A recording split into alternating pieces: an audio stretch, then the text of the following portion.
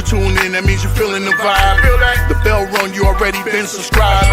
Right now, the queen, she on live. Right now. Please pull over the whip, no phoning when you drive. Dope Soul sporting with the talk. First lady from New York, New York. Brooklyn. All my people, you rocking with the chat. Hit that. That like button would tell me where you at. You know, step from the MBK.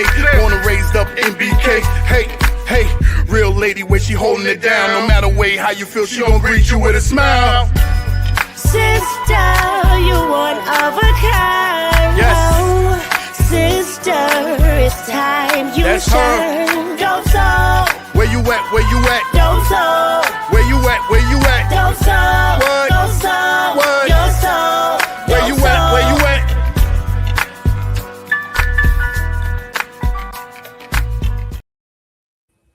Salute, Knick family. Welcome to the Just Knickin' It Weekly host show. I'm your host, Stephanie, a.k.a. Queen, joined by Geoff Klafter from the Happily Ever Klafter Daily Sports blog, Ajay DeVillain, Knick Nation, and someone who doesn't need any introduction, Jay Boogie, a.k.a. The Closer. For those that don't know, he wrote and produced, right? That the intro song. So we went with the long version tonight for those that don't know. A lot to talk about tonight. You know how we're doing it, conversation style. This is the Just Knickin' It show. So just think barbecue, think, hanging out, in the barbershop and the hair salon, just kicking it, or as I like to say, just nicking it. That's the vibe for the show tonight. And of course, as you know, this is the Dope Soul Collective now. So what we're really trying to do is make sure the chat is just as much a part of the show as the panel. So be active in the chat. I will be highlighting those comments, and then we will actually discuss some of them on the panel. Tonight, we're going to talk about our New York Knicks. They've won 4 straight. They've kind of turned the corner. Big win last night. Really impressive, being down 2 rotation players. Finally got OG Anunoby and Mikal Bridges to have a good game at the same time. Brunson was under the weather. Bridges stepped up, particularly in that third quarter. And the defense has gotten better. Over the last 10 games, the Knicks are 3rd in the association in defensive rating. Over the last 3 games, they're number 1. Last 5 games, they're number 1 in defensive rating. The offense is 18th over that time. So we'll talk about that a little bit. The Giannis rumors are out there. Given how well the Knicks have played, it's going to be interesting for me to hear what the panel has to say and what the chat has to say about what the Knicks should do at the trade deadline if things have changed a little bit. I know if we would have had this conversation last week, it would have been a different story. And for some of us, it may not have changed. So anyway, let's get into it. How's everyone doing? Shout out to the chat, by the way, and the silent listeners. Doing great. Glad to see Jay Boogie in the house and Knick Nation. Our good friend is becoming a staple over here, and the original Ajay. What's up, Captain? Always good to be here. Always a pleasure to talk about the Knicks. Yes. Good streak, bad streak, no streak, we here. That's the truth. That's the truth. All right, let's just get right into it. How much of a believer are you that the Knicks are back to being championship contenders? Or I guess another way to put it, last night performance, do you think that was a one-off, fool's gold, so to speak, or a glimpse of what can be if the Knicks just stand pat and grow, continue to grow as a team? Boogie, let's start with you. That was a step back towards the right direction. Let me just say it that way. We still got a ways to go. We still got things we need to handle amongst this team. We still need to figure it out. And as a whole collective bargain, we need to figure this out so we can move forward. And before we move forward, I guess that's going to be to be continued. It's another chapter to that.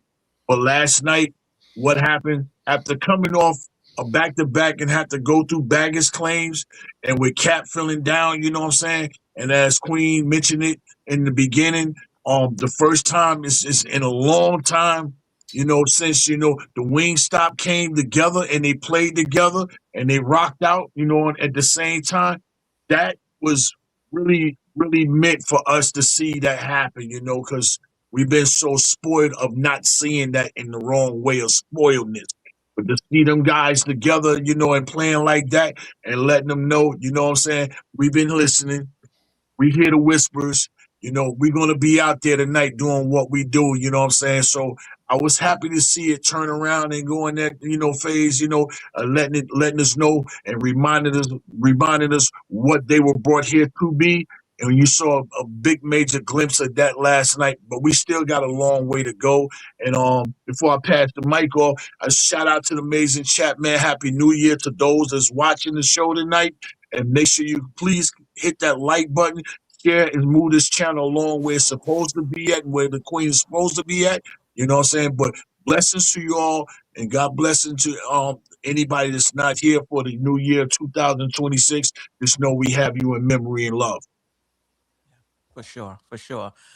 Knick Nation, Fool's Gold, moving in the right direction. Your thoughts? I'm going to say it's a positive direction, in which we're moving. But I kind of still judge it as a little bit fool's goals. Only reason why is because I don't think that those 4 teams, I don't measure them at that top level competition.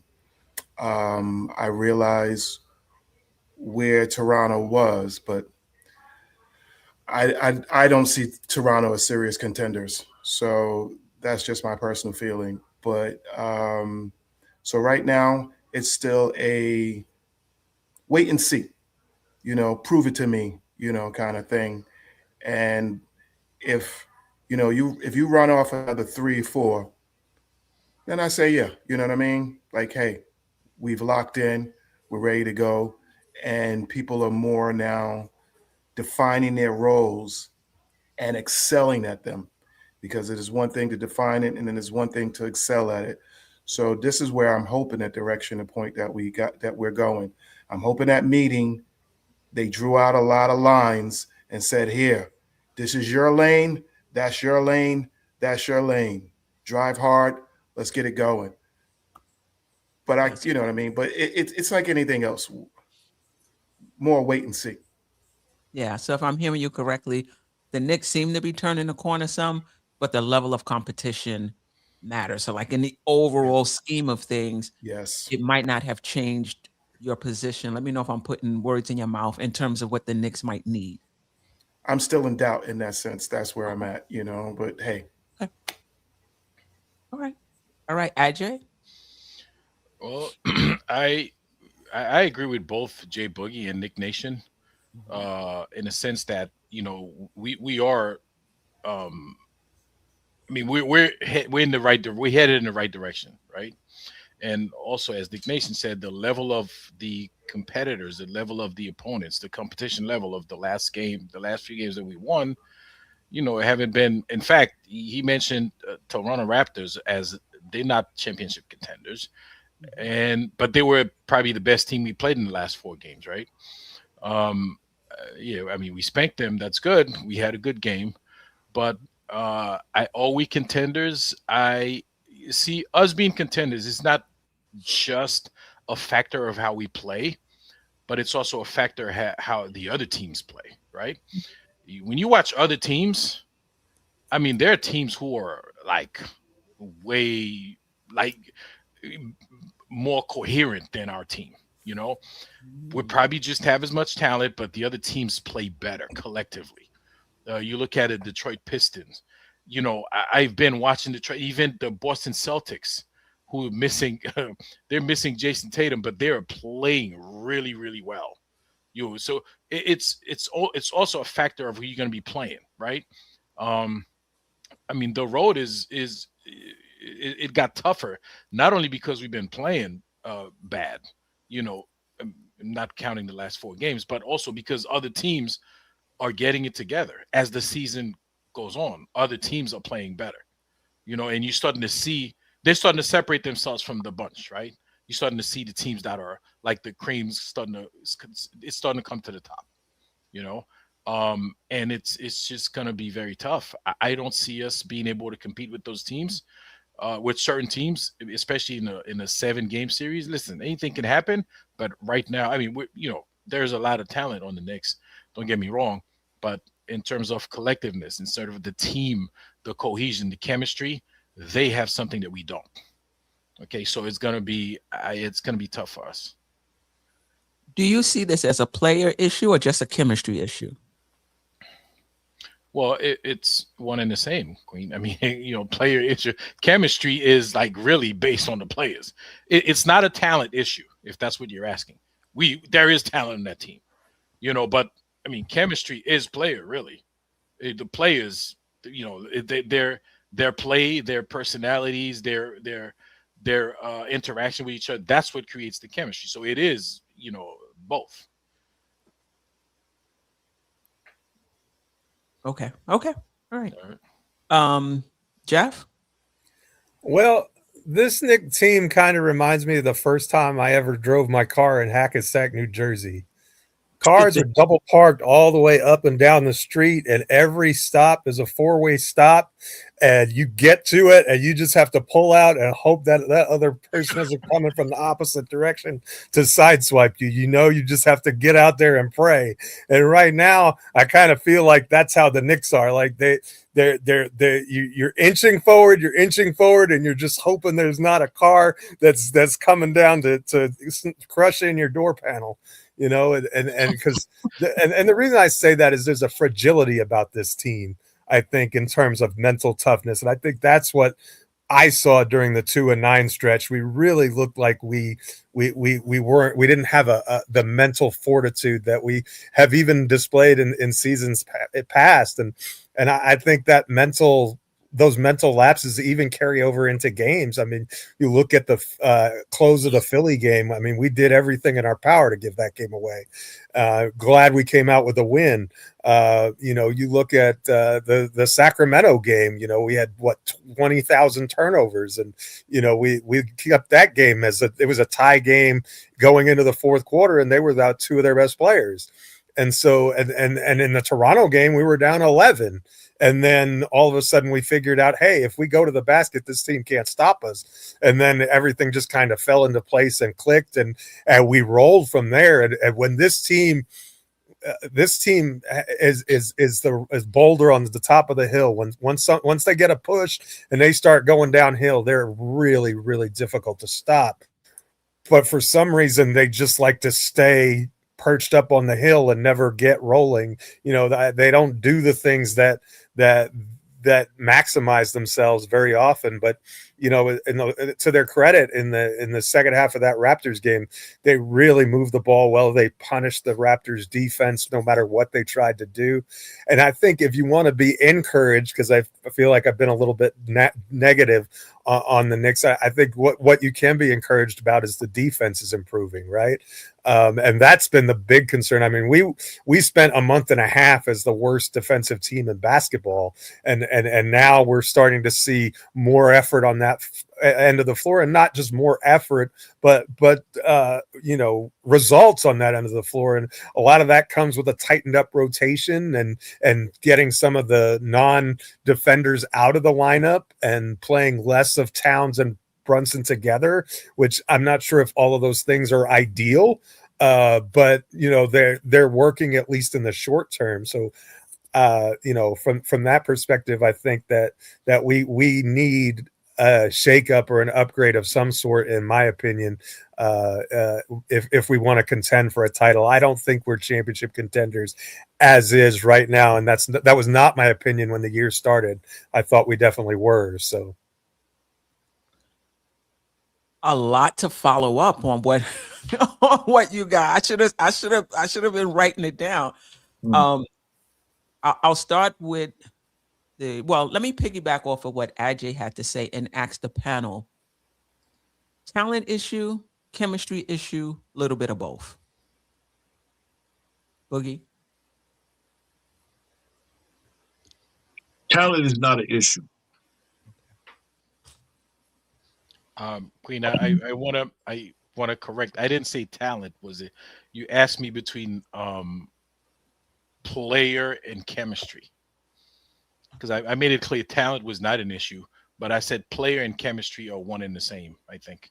But when you say player, what do you mean then? If you're not talking about their talent, what do you mean then by player? The personalities, their interaction with each other. That's chemistry. That's not talent. I think we have plenty of talent on that team. But the chemistry really is based on the players, like how they interact with each other, how they play with each So other. you're not talking talent, but that's pretty much the same thing. Players' attitudes and chemistry. Right. Okay, But so your talent talking is not correct. Okay, so you're talking more. So you're not even talking on court. I mean, chemistry is the on court interaction play.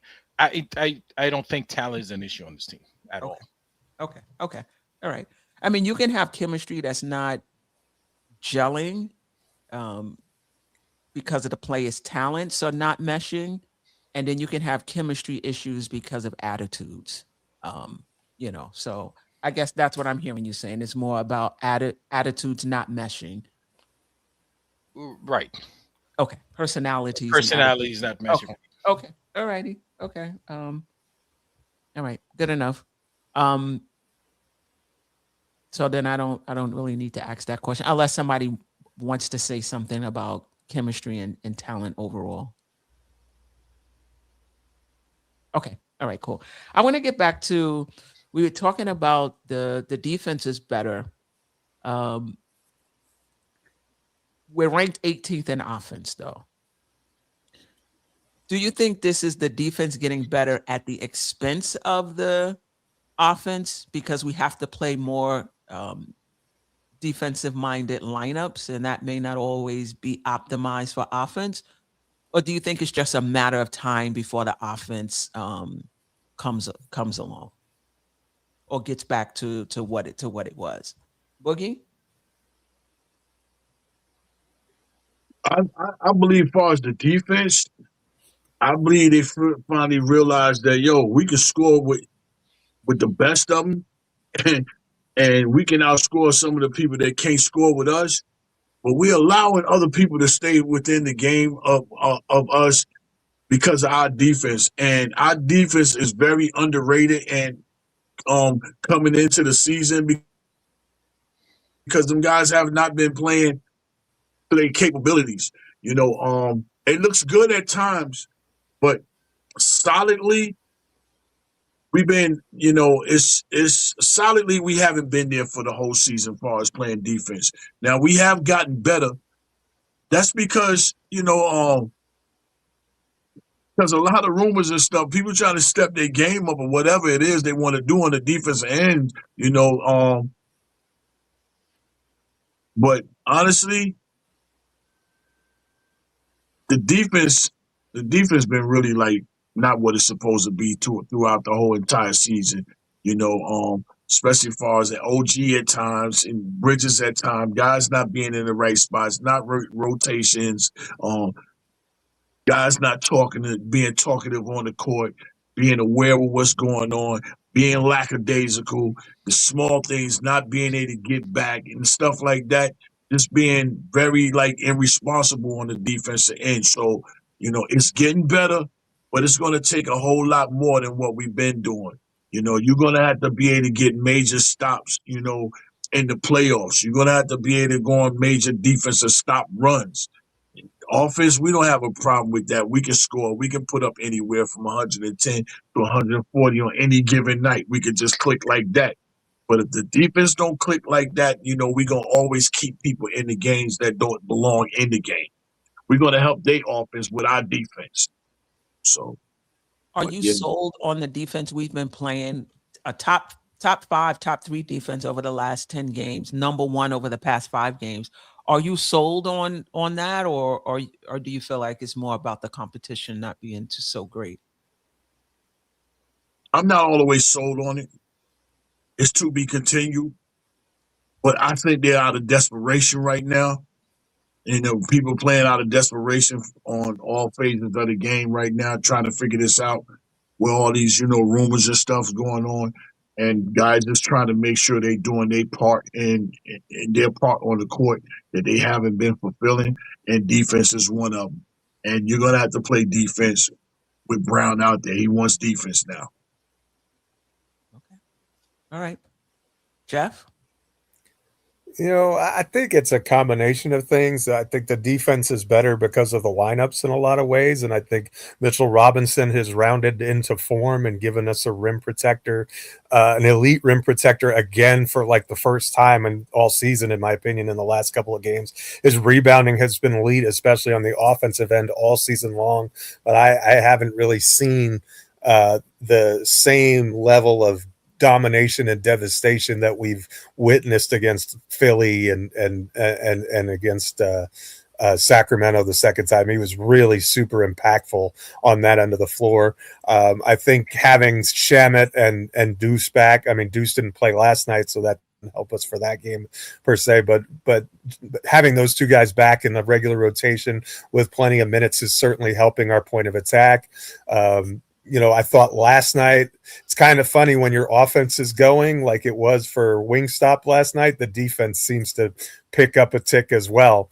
And I thought that they were superb last night as far as getting out to shooters and getting around screens and those sorts of things, which have been struggles for us. And a lot of that stuff is just effort plays, right? Getting around screens, fighting through, getting over, not getting detached from your man, rotating properly, all of those things. That's hustle, that's effort, that's want to, whatever you want to call it.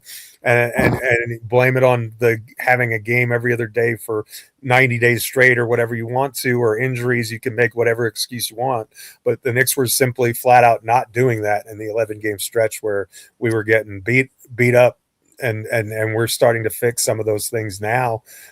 Why we stopped doing those things or weren't doing those things to begin with is a question mark, but it's starting to come around. So it's encouraging, but I'm not going to sit here and say that we've got it on lock and we're good to go now, because I don't believe that either.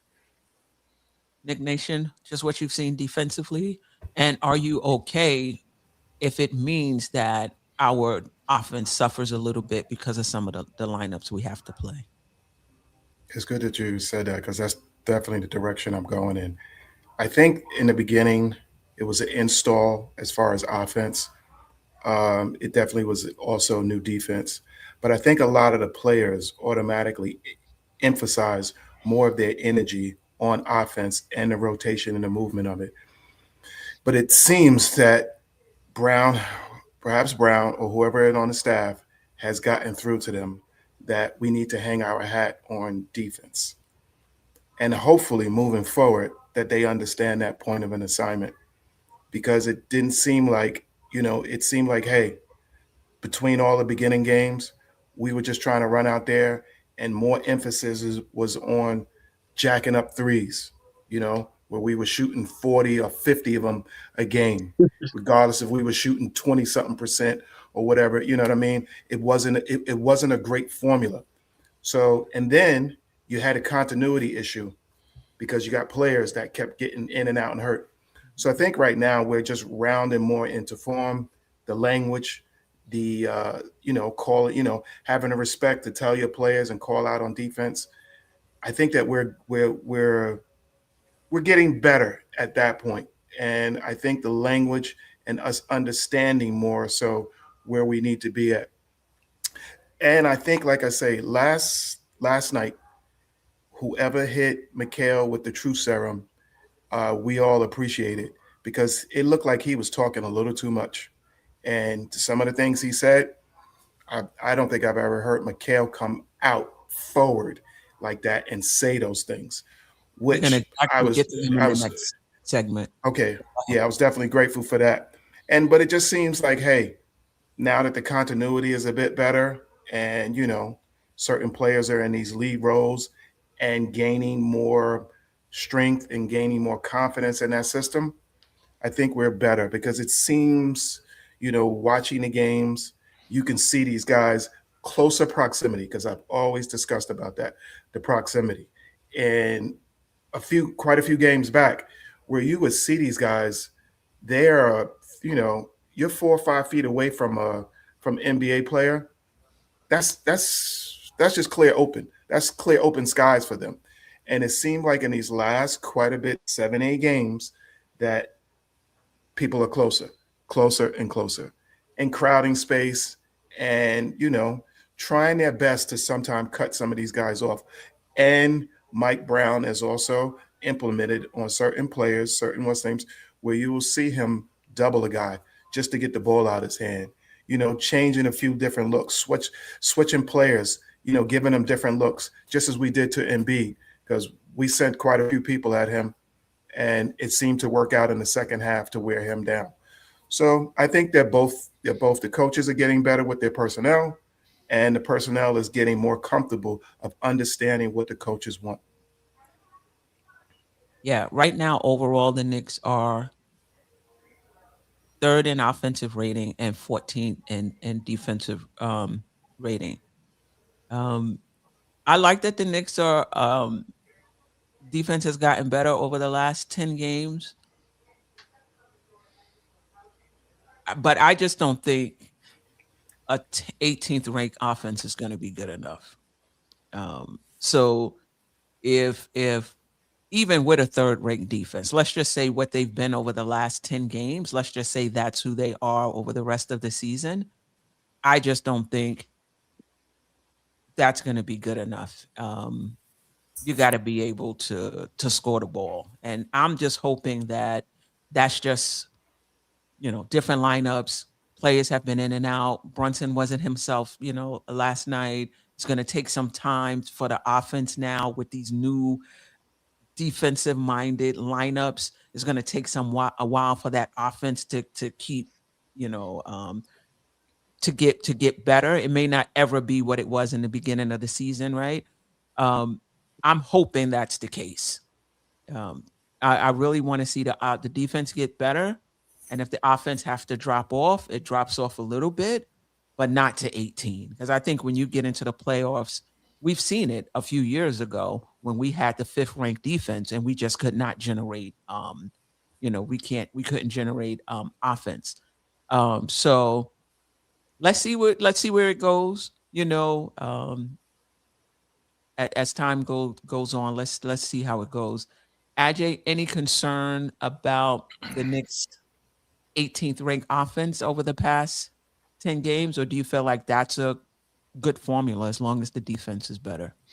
No, the offense needs to be better because this is like it's a more of a sure thing for this team than the defense. Defense, we're going to have good games, we're going to have bad games. We could rely more on our offense than on our defense, right? So if we can, if we want to win, if we're gonna win, we have to be like one of the top 5 offensive team in the league, because the defense not gonna. Our defense lately has been good because again, you gotta look at the competition, right? If you watch the game, was it yesterday? The Raptors missed a lot of shots. They had open shots, they just missed them. Okay. Even though the effort is there's more effort on defense and the rotations and, playing the passing lane and all that stuff and banging bodies down low, standing the grounds, even Jalen Brunson is not a great defensive player. There's a lot of activities on his part, trying to swipe the ball away and do all that stuff. But offense is something we're more comfortable with. So you need to be like really great at it because you're already there. Defense, you need to put in the effort, but we're not a great defensive team. So we need to get the defense. If we can get the defense to 18 or, somewhere between 12 and 18, 18th in the league. We're and 14th then now. No, but yeah, but on that stretch, but I'm talking about like overall. No, we're 14th overall. We're 3rd in the last 10 games and first in the last 5. But if we could stay in that range, but and get better on offense, we have a better chance because we're not gonna win 14 on defense and then 18 on offense. But I know that's not where we are overall. But what we're good at is scoring the basketball. We really need to try to perfect that. It's not gonna be perfect, but that strong point need to be as strong as possible in order for this team to win. Okay. Anybody else want to piggyback off of that? Just two things that I thought of, especially listening to what Nick Nation had to say. You heard Mitchell Robinson even say what's better about the defense is the communication has been better. And that's a massive part of it. You have to be talking constantly on defense. And so I think Robinson has been a big part of that and has increased minutes on the floor when he's playing 26, 27 minutes instead of 18 or 19. He's been doing a good job about leading that charge and getting that done. So I think that the communication is a big issue. And the other thing that we need to keep in mind is that the top 10 is where you need to be at defensively if you're going to be a true championship contender. The Denver Nuggets, I think, were the only team that that won the title that didn't have a top 10 defense in this century, and even they in the playoffs had raised to the level of a top 10 defense. So we've got to play good offense, but the defense can't be in the toilet like it was for the first 30 games. It has to be, if you want to call yourself a contender, you have to be in that top 10 range at a minimum. And that's where some of my blame goes to Bridges. I blame him for it because, like, when the season started, in inside practices, Coach Brown labeled him the number one in practice. As far as being the number one, as far as exercising, defense assignments, and everything. And in the beginning of the season, you was really up on defense. You was talking it real loud and everything. And when people wasn't, doing what they were supposed to be doing, you was holding guys accountable.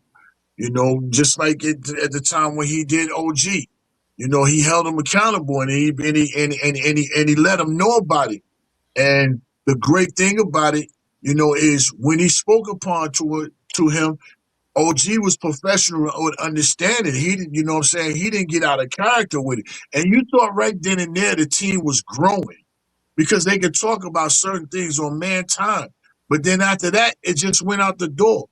So, if you're not gonna be a spokesperson out there on the floor, and it's great that Mitch Robinson, he's stepping up for that. You know what I mean? But Mitch, sometimes sometimes he's in the starting lineup, sometimes he's not. So if he's not in the starting lineup, Bridges, you got to be the one that's be facilitating it out on the defensive end because you're more responsible in that way, and you can conversate more than OG. OG is really not a talkative person. Brunson, you can't look for him to be speaking upon defense. Josh, he does what he do. He's everywhere. And, we can't rely on Towns with it. You know what I mean? So, Bridges got to get them guys on the page. And I hope, from last night, things are going to start to look better, be honest with you. Yeah. I mean, let's move on to Mikal Bridges, who was everything I was hoping he would be when we traded for him, who looked similar to how he looked to start the season, right? How he came out of the gate. I was like, wow. Mike Brown has unlocked Bridges. If this is going to be Bridges, this can definitely be our year. And then I'm not quite sure, what happened. And then he made his statements to Nick Nation's point. I didn't even know. I didn't quite get it, at the time. We'll talk about it more. I guess I have a similar question that I had about the Knicks with Bridges. A one-off, fool's goal, or has he, turned the corner? What's your thoughts? I mean, none of us know, right? We're gonna have to see more. But what do you believe in? What do you believe in about Mikal? Ajay, because I know you might have to bounce in a... Yeah. I didn't hear the statement though that Nick Nation mentioned from Mikal Bridges. Queen, I don't. You don't turn the corner because you have one good game. Like I need to see the question, and I'm just saying, I need to see consistency because Mikal Bridges and I, you and I would communicate a lot. He's the one guy I've been complaining about it, even with cats, nice stretch of not doing much for this team. And I still, we talk, all these trade scenarios come up and so on and so on. And I'm like, man, if there's one guy I'm willing to part ways with, it's Mikal Bridges, because he's not doing anything on the team. Like, yeah, he had a good game yesterday, but besides that, he just has not been assertive. He has not been aggressive. He just hasn't come through with what he's the problem is, Queen, we know what he's capable of. You know what I'm saying? He's not a rookie. He's not a newbie in the league. He's not a rookie at all. Like, we know what rookie, like even guys who are first year in the league, right? You go back to their college days, you have an idea what they could do. But Mikal Bridges, you know what he's done in college. You know what he's done in his first, 7 years in the league or whatever. This guy can play. He can ball, right? He's just not the same guy this year. He just hasn't come through at all. So I don't think that one game is turning the corner. If it is, I need to see a lot more of that. And he doesn't have to score 30 points, right? But the aggressiveness, the activity on defense, the playing, the passing lane, all that good, like, I need to see that. But like more consistently, because you don't have to score, you don't have to shoot the ball well to have a good game. Josh Hart, sometimes he wins his games without scoring like double digits. You know what I'm saying? So you expect OG Anunoby's done that too. Even though I prefer for OG to score also because he can score. But there's other things you could do. I need to see Mikal Bridges to play to the point where coach don't have to bench you in the fourth quarter like he had to do a couple of games ago. You know what I'm saying? Like, you're one of the options on this team. You're not just a role player that's just standing by when it happens for you. It happens. You're an important integral part of this team. You need to assert yourself and be a better player because you can be. You've been a better player your entire career. Like, what's going on here? So I don't know if he turned the corner. I don't. One game is not enough for me to say that. I need to see a little bit more from him. So let's just wait what the next few games, how he comes out of the gate, the next few games. Right now, I'm not convinced. Okay, Nick Nation, you could talk a little bit about his comment, and then whatever else you want to add. Let's just stop because we got a big contribution. So I don't want to just wait until the art man, formerly known as Steve. Yes, our guy. Yeah. Art man, we appreciate you. It's been a minute. We haven't seen you in the chat. Hope all is well with you. He said, thank you for the generous super chat. Thank you. Family, I'm a sand worker, so that snow got my schedule cooked, but I'm iffy on Giannis. This team got to the Eastern Conference Finals. They deserve to do it again. Giannis is generational, don't get me wrong. He's in his 30s with a calf injury.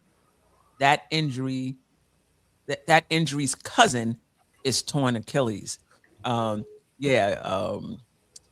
Smith is in the comments saying the same thing. We're going to talk about this more when we get to the Giannis section.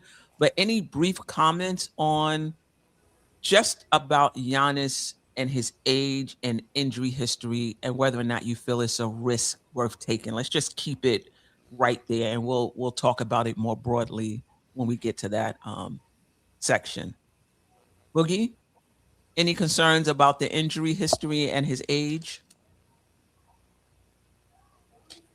Man, ain't nothing wrong with Giannis. No, he went out of there.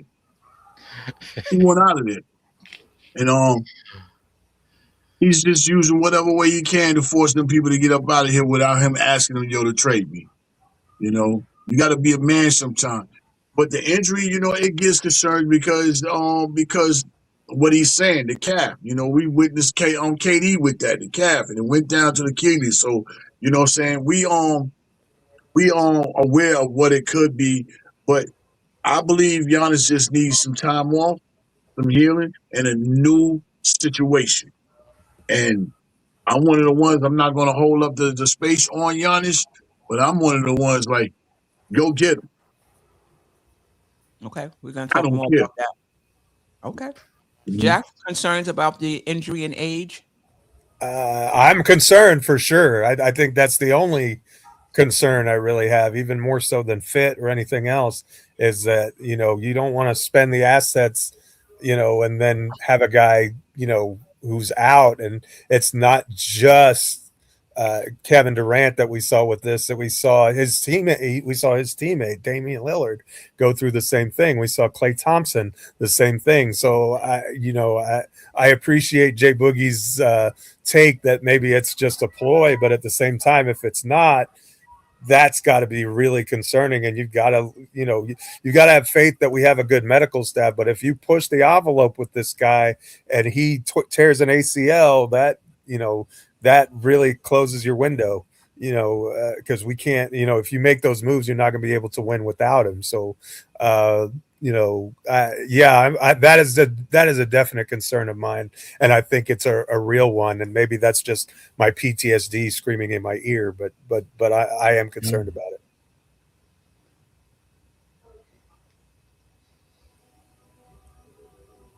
You muted, Queen. Knicks Nation, and then Ajay. Well, I feel, I do definitely have concerns about the injury. And I think if you do trade for him and you trade for him at this stage, and if that injury has any portion of that it is true, I say get him, but with the understanding of you're canceling out this year, because I would shut him down. I would get him, but I would still shut him down. And the only reason why is just think that the risk is too high, because let's say, hey, you push him, we get him, you push him, you lose him at this late in the season, especially to a torn Achilles. We're looking at a round robin of then getting him and then waiting late into the season before we actually get him back. So to me is, if you're going to do it, you have to have the mindset that, hey, we'll push this year, but without him. That's just my what's name on that. Okay. Ajay, any concerns? And again, we'll get into we have a full segment on Giannis. Concerns about age and injury. Well, the age, not so much, because, if it depends on the trade, right? Carl Anthony Towns about the same age as Giannis. So you're trading older player for older player. But the injury is always a concern. But somebody, it might have been Jay Boogie, Geoff, I think, mentioned that calf injury usually precedes Achilles, torn Achilles. Like, it's happened quite a few times in the league, right? That's a concern. And I wouldn't do a trade if that's a concern. If the medical staff, Nick Nation, I wouldn't do what you propose, like get him and then, shelf him for the rest of the season to get him better, because it doesn't. It's like you do that, then next year, the beginning of the year, he may have the same problem again. It's a muscular thing. I don't know if they ever really heal. Like, it kind of sound crazy, but it's probably best that he goes through the injury, then get rehab, and then now the Achilles is brand new again. Unfortunately, that's just like what's been happening with those guys, right? Because when you put them to the side, you're just delaying the snapping for some reason. It kind of never works. But injuries, it's always a concern in this league. Guys get hurt out of nowhere. They get hurt. So you could not make the trade because you're worried about the injury, and then Cat goes down with something, and then Giannis comes back and have the rest of the season he plays well. It's like a crapshoot. You never know. It's a very physical game. There's a lot of strain on the body. You're rolling dice. You just have to rely on your medical team. See what they say. But Ajay, to a quick thing is that when they do the imaging, they do the MRI. No, they can see. They see it all. They see the slight tears, the listening tears. So what it is tears. But through time, the body will repair itself. Mm-hmm. So it's not like you're saying, oh, yeah, it's going to happen. And because anybody who's had a torn Achilles, they'll tell you, no, I never wanted that, because you're just not the same anymore. Okay, but based on what's happening in the league, like everybody who's had a torn Achilles, they come back a year later. I mean, I don't know if it shortens their career or whatever, but they come back and they're able to go. You know what I'm saying? So, I mean, but I think what he's saying is if there's a tear in the calf and you give it an opportunity to heal, there might be less of a chance of it turning into an Achilles injury. Gotcha. Because that's basically what happened with Kevin Durant. Kevin Durant pushed him. Well, I ain't gonna say Kevin Durant. Whatever it was, the staff allowed him to come back, Warriors. still knowing that he still wasn't really there, and then it popped because he pushed it and strained it. Right. Okay. I believe this. Go ahead, go ahead. Queen. No. I believe this whole situation is going to be a Leon Rose situation, and I like what Nation said about bring him over here and shut him down. I believe that's exactly what would happen to make sure, because like this is Leon's chance to make up them 5 first-round picks that he don't gave away that he doesn't have now, or else he would already be here. So to go get this guy and bring him over here, that right there would, kind of like counterpunch from the picks that you gave up for Bridges. But then again, you also got to remember, Giannis is up for that max. So they're not going to play around with him and try to risk it, as far as the rest of the season. And I do have confidence, as the captain said, about our medical staffs. They've been like on point with what they've been doing as far as keeping guys in shape and healthy and everything. Knock on wood, But if he's coming here, I'm 100% with Nation. I believe Leon, make sure if 100, if it's not 100, if it's 98.5, shut it down because we need a future. Yeah. We'll definitely get back to Giannis. I only took a little aside, out of respect for the super chat. Right. The art man formerly known as Steve, and the last few guys that went down with the Achilles injury, KD, Dame, Halliburton, Tatum, all could shoot. So they're all serviceable after. One thing Giannis can't do is shoot. He relies on his legs. He definitely relies on power and athleticism. That's something we're going to talk about. And I think we have one other super chat that's kind of related. Hakeem the Dream, appreciate you. Anybody except for OG can go for Giannis. He didn't say OG and Brunson. He said except. He didn't even say Brunson. What? So we'll get into that. Let's quickly go back to Mikal, and then we're going to quickly go back to Giannis, because I don't think everyone had an opportunity to speak. I think Nick Nation was going to update us on what Mikal said for those who didn't hear in his I'll see if I can find the video as well. If you and can then find your it. thoughts on whether he basically had a on the corner. Yeah, he basically had a come into Jesus moment. It sounded like, yesterday, where he, openly admitted that he is more listening to, what the coaches are telling him, and probably, whatever more details, and kind of saying sort about, maybe he had a bit of arrogance about himself in a sense where, he just made it seem like, I know what I'm doing as a player, and I kind of went about it my way, but now I'm kind of listening more to the coaches. So it seemed like a, real coming to Jesus moment. He also talked about, that the team, that the Raptors, he felt like they were trying to punk him out, and punk the team. So that's what kind of, egged him on and to push forward. And if that is the case, I hope a few other teams here try to punk him out, because, hey, if you're going to play like that, you know what I mean?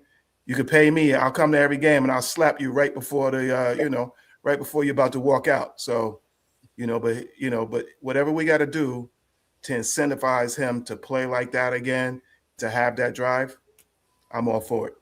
But if you can find a clip, you'll kind of see how he.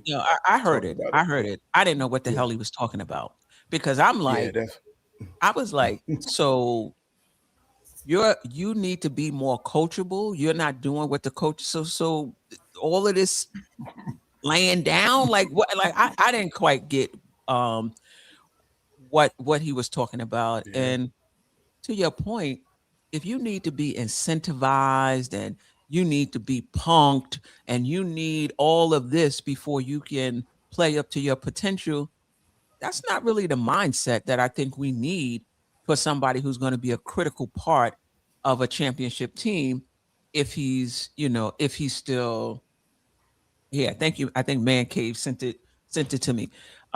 If you're still here. Anyway, thoughts on Mikal, turning the corner, wait and see. Thoughts? Well, here you have a guy who got benched in the fourth quarter of a game and had to sit and watch his teammates play really, really well.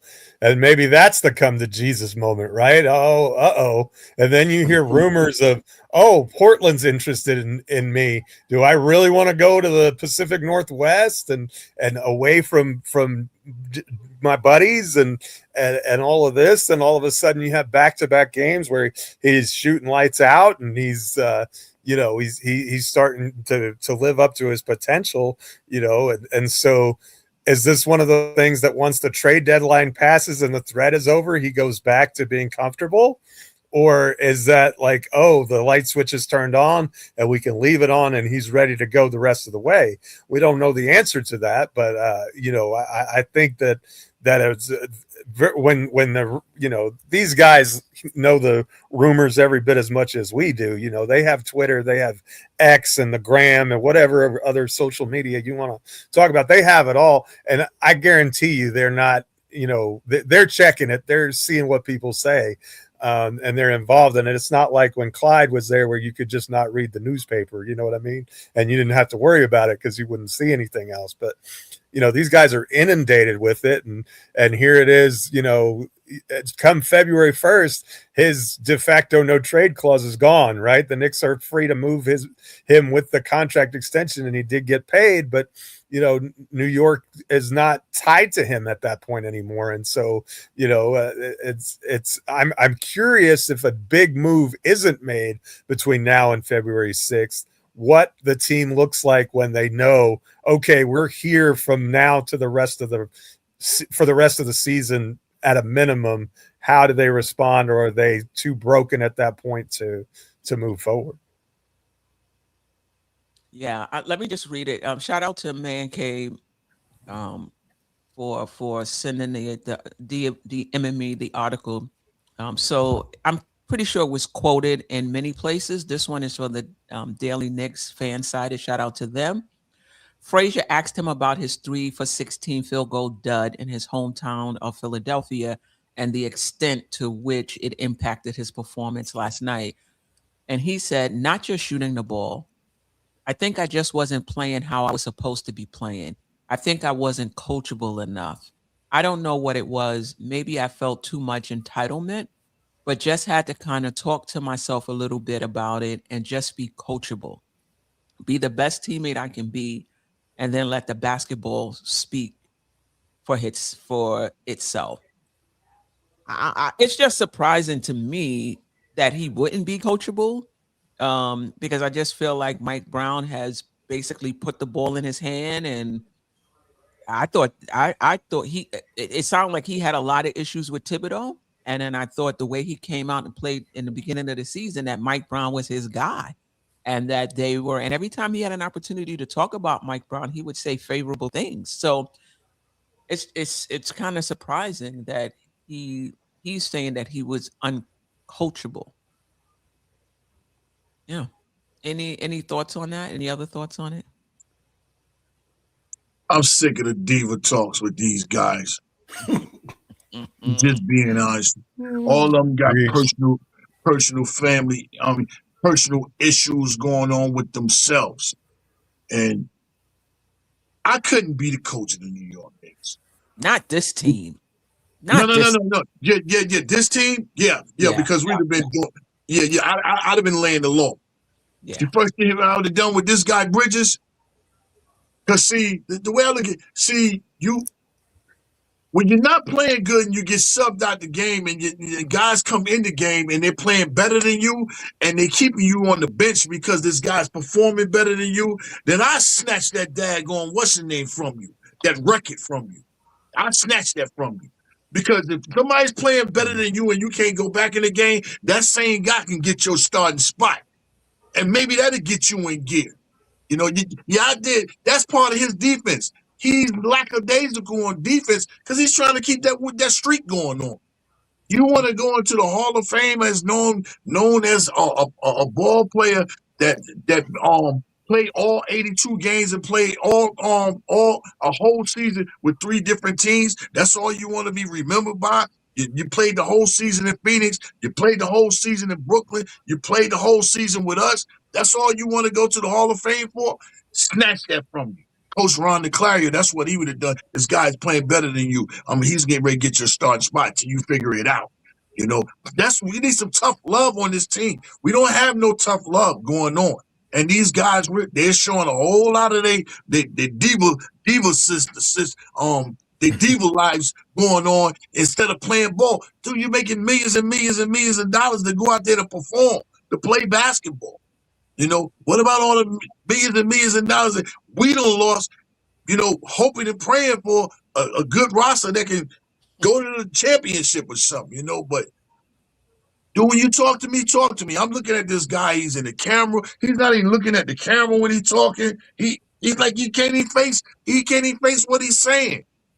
And then when Brunson was calling him out inside the huddle on the sideline, he talking to him. He looking the other way, like, yo, dogs, you can't talk to me after the game. You can't talk to me off the camera so nobody can see it. No, dude, you did it to OG. Dude, you did it to OG. It's your play that to have you here. I don't took a pay cut. I'm taking a pay cut. The Brunson need to start laying his law. That's what he need to be doing. Just want to rant for a minute. But Bridges, yo, tighten up, man. Last night was a big completion of your game, what you can do all the time. Don't nobody need to tell you this. Coaches are there to remind you about what you're not doing because they know that you're capable of doing. You know that. You got here. You know, you're supposed to step your game up in all phases. You got a handle, you got a midi, you got a 3. You know what I'm saying? You can see the court, you can facilitate, you can play D. You almost the most versatile guy in the starting lineup. Facts. What you need the coaches for? Rock out. Right. And what are they asking you to do that you were rebelling against? You know, that's the sense I got. They were asking him to do something and he wasn't coachable. He wasn't listening or he didn't want to do it. What were they asking you to do? I'm just curious.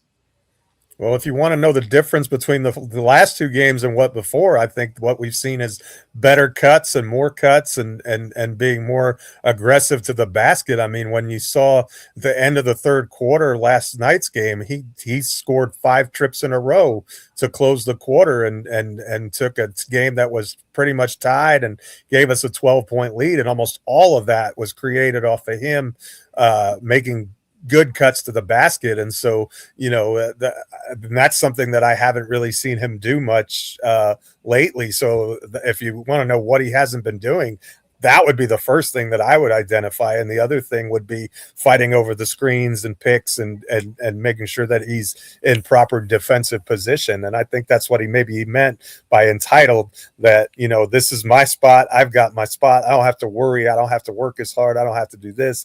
I can just have it on cruise control. No, you gotta do everything that got you to that point, as to Boogie's point. And so I those are the things that I noticed. Do you think that's off base, or would you agree? The chat agrees. The chat is basically saying they're asking him to fight over screens and go to the basket. East Blue Drew probably take the ball to the rim. Sherwin, they're asking Bridges to be a selfish.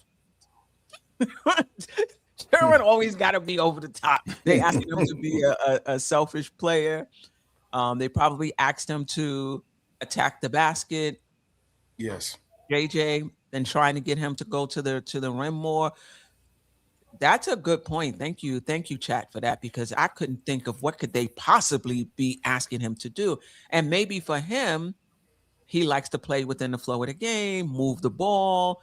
You know, that's what he's talking about. And if that's the case, they're asking him to be more assertive, get in the key, get to the lane. Maybe he's thinking that's not his game, and maybe there was some resistance there. That makes sense. In the movie King of New York, and when they was inside the movie theater, And what he told Frank is stick around. I got Frankenstein coming on next. So Bridges, stick around. Because Leon is smart. Yeah, he held you out that money long enough for you to miss it. So when he offered it to you, you immediately signed it on August 1st. And now here comes that 6 month. Keep playing around. That 6 month is Sunday. First Sunday, I'll be praying for everybody on the first Sunday. But first Sunday be 6 months. Keep playing around and think you won't be up out of here. Because Leon is on a mission right now. Yeah, he on a mission. Yeah. You think it's cool to come, just being you got it all. Nah, okay. Tricked It's you with something that. it's something that we've always thought about with Mikal. It's the lack point of the physicality, the avoiding the contact, the fadeaway consistently, never put it in his shoulder into anybody, even when he's dribbling the ball up, like you said, about his handle. Remember, what it more so is about his handle is because you still have to be physical with a handle. Mm-hmm. That's the NBA. These guys are, you got guys with 7'2", 7'3" wingspans. You got to shove a guy up off you. You got to see it constantly. You shove a guy up off you, and he avoids a lot of that. So, you know what I mean? Maybe they've, honed in on him, showed him specific points, you know what I mean? And he might have pulled away from that and been like, well, no, I don't think that this, I don't think that, you know what I mean? You get defensive. And then he might actually now, had it, like I say, come into a Jesus moment and actually saw it. Let's hope so. Yeah. It's that record. It's that record. Yeah. And it's the 600 and change. Yeah. Mm-hmm. It's easy to come to the Jesus moment when things are about to change. So he hearing about going to Portland. Oh, let me get it together. Yeah. The end of Earth. That's the end. That's the end right there. It's flat. It's going off the cliff right there. Yeah, I'm gonna have to pick it up. Jeff said in the beginning of the show that he doesn't have the same confidence in his team as a contender that he had in the beginning. And I kind of feel the same way. And the reason I feel that way is because of OG and Mikal's play. The way they came out of the season busting it, I'm like, oh shit, we caught. I didn't think it would happen in the first year, but if this is who they're gonna be, shit, we might be going this year. And then the drop off in the sense of them not living on that level, just being a bit more inconsistent. Still good players, don't get me wrong, can give you a good game offensively here and there. But in the beginning of the season, they were like living at that level for, I don't know, 10 games, 15 games. So whether or not I think the Knicks are championship contenders, to me, those are the two swing factors. Like, which OG and Bridges are we getting? The ones in the beginning of the season? Hell yeah, we can stand pat. We don't need to do nothing if we're going to get those guys. But who we've seen since then, sometimes they on point, sometimes they not. Then we got Cat with his issues. I'm like, no. We're not getting to the championship unless all three of those things kind of come together. Anything else on the Knicks before we move to Giannis? Anything else on the last 4 games? Anything else on anybody we didn't talk about over the past? I will defend OG. I think I'll defend OG a bit because I have noticed about OG, if we can take the last 4 or 5 games, I'd like to count how many dunks the man has had. And to me, that says that, hey, he knows that offensively I might be off for this or whatever it is, but he's going downtown and saying, here, stop this dunk.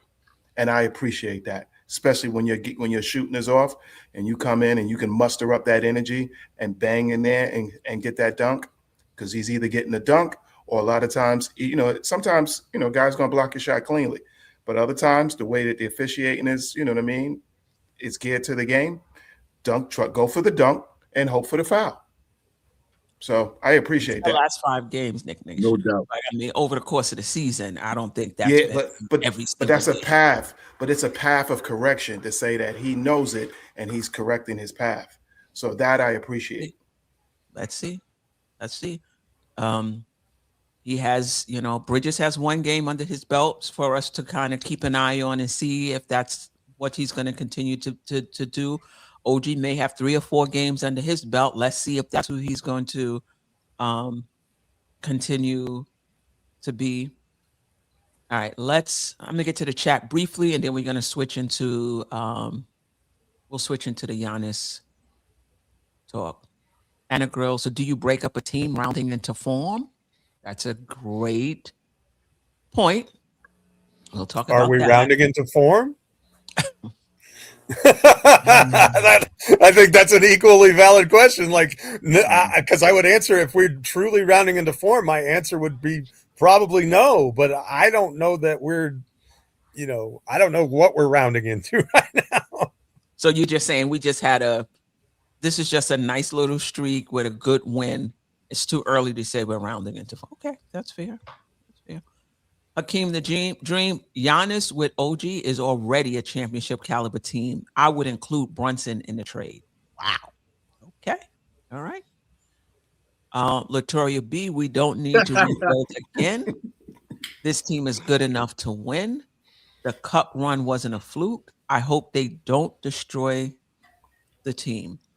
Would you say they don't need any changes, or would you say, Latoria, just if they are going to make any changes, just around the margins? All right. Let's see. All right. Okay. All right. I put up most of them. There was one though that I wanted to talk about. It was from Parish Duggar. How can you complain about a team that's over 500? What is there to complain about? Yeah, I mean, yeah, we're under 500. If you just look at that, maybe you're satisfied. But if you've watched every single game, and I'm sure you have, particularly that 9 of 11 streak, I don't think you could just look at the final record. I think you have to look at how this team has been playing game in and game out. And I think you have to look at that stretch as well. Was that just something all teams go through, just a bad stretch in the season, or did that 9 and 11 tell us something about this team, either talent wise or mentally? Right. All right. Okay. Let's get into the Giannis talk. He's an all-time great. We already know that. Couple of questions I have. One is, does bringing him here automatically make this team better, or does it still depend on what the front office is able to put around him and Brunson? Because I would assume Brunson is not going in that trade. Ajay? It definitely yeah, what can they put around him, right? Who's going to be gone as part of the trade? And I think somebody just said, somebody in the chat says, you do not trade OG Anunoby. I don't know. Like, is OG going to be gone as part of that trade? That's something I wouldn't want either. Even though OG hasn't had a great season, but I feel like somebody like OG Anunoby, especially with this team, you need somebody like him to win a championship. The balance that he brings on, both offense and defense, even when he doesn't score, like, and we were just talking about, he's a little bit more aggressive, going to the basket, trying to get his game going. He's trying to make it happen. The effort is there. So he's a professional basketball player. He's talented. So it's gonna come around to where he's having a monster games back to back to back. Who are you putting around Giannis, right? Who's gone in the trade? And who's gone in the trade that makes sense with the money part? Who's going to be like I think Geoff is really good at those. Maybe Geoff could probably go through some of those scenarios in terms of the salary matching and all that stuff, and contract analysis. I don't see how they could get Giannis in a way that makes sense for us. Even when they talk about Portland, like in the NBA, no, it's rare. I mean, it happens, but it's rare that teams do other teams favors, right? I don't think it would be a favor for Portland. They would be getting back a player that they want. They wouldn't just be doing. So you either doing it to get draft assets for the future or to get a player. That's how you, or a player that you want. That's why you would help facilitate a trade. It wouldn't be just to help another team out. All right, listen, Portland, so they'd give up their draft assets to maybe They have Milwaukee's. They have 3, if I'm not mistaken, Of of Milwaukee's. Milwaukee's first round.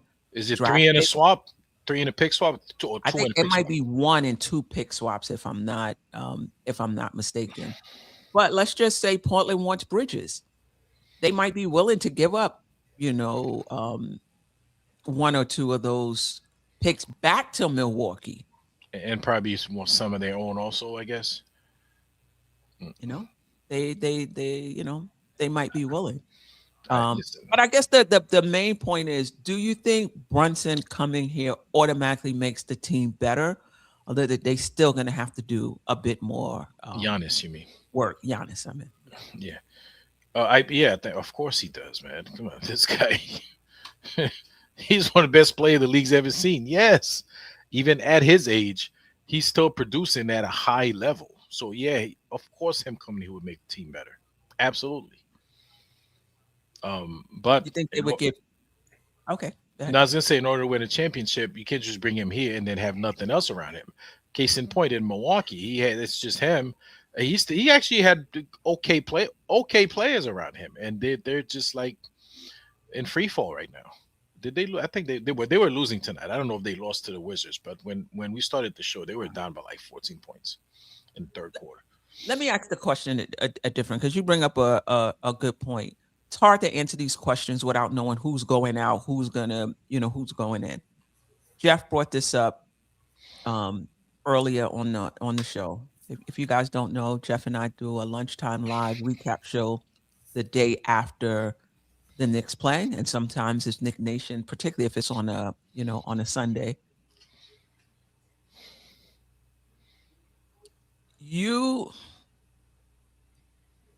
Let me see. I wrote it down here. As a triad, as a core, I didn't want to say threesome. As a triad. Pause.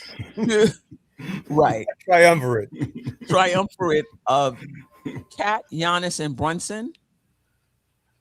Okay. Or Brunson, Giannis, and either Bridges or OG. Which one makes this team better?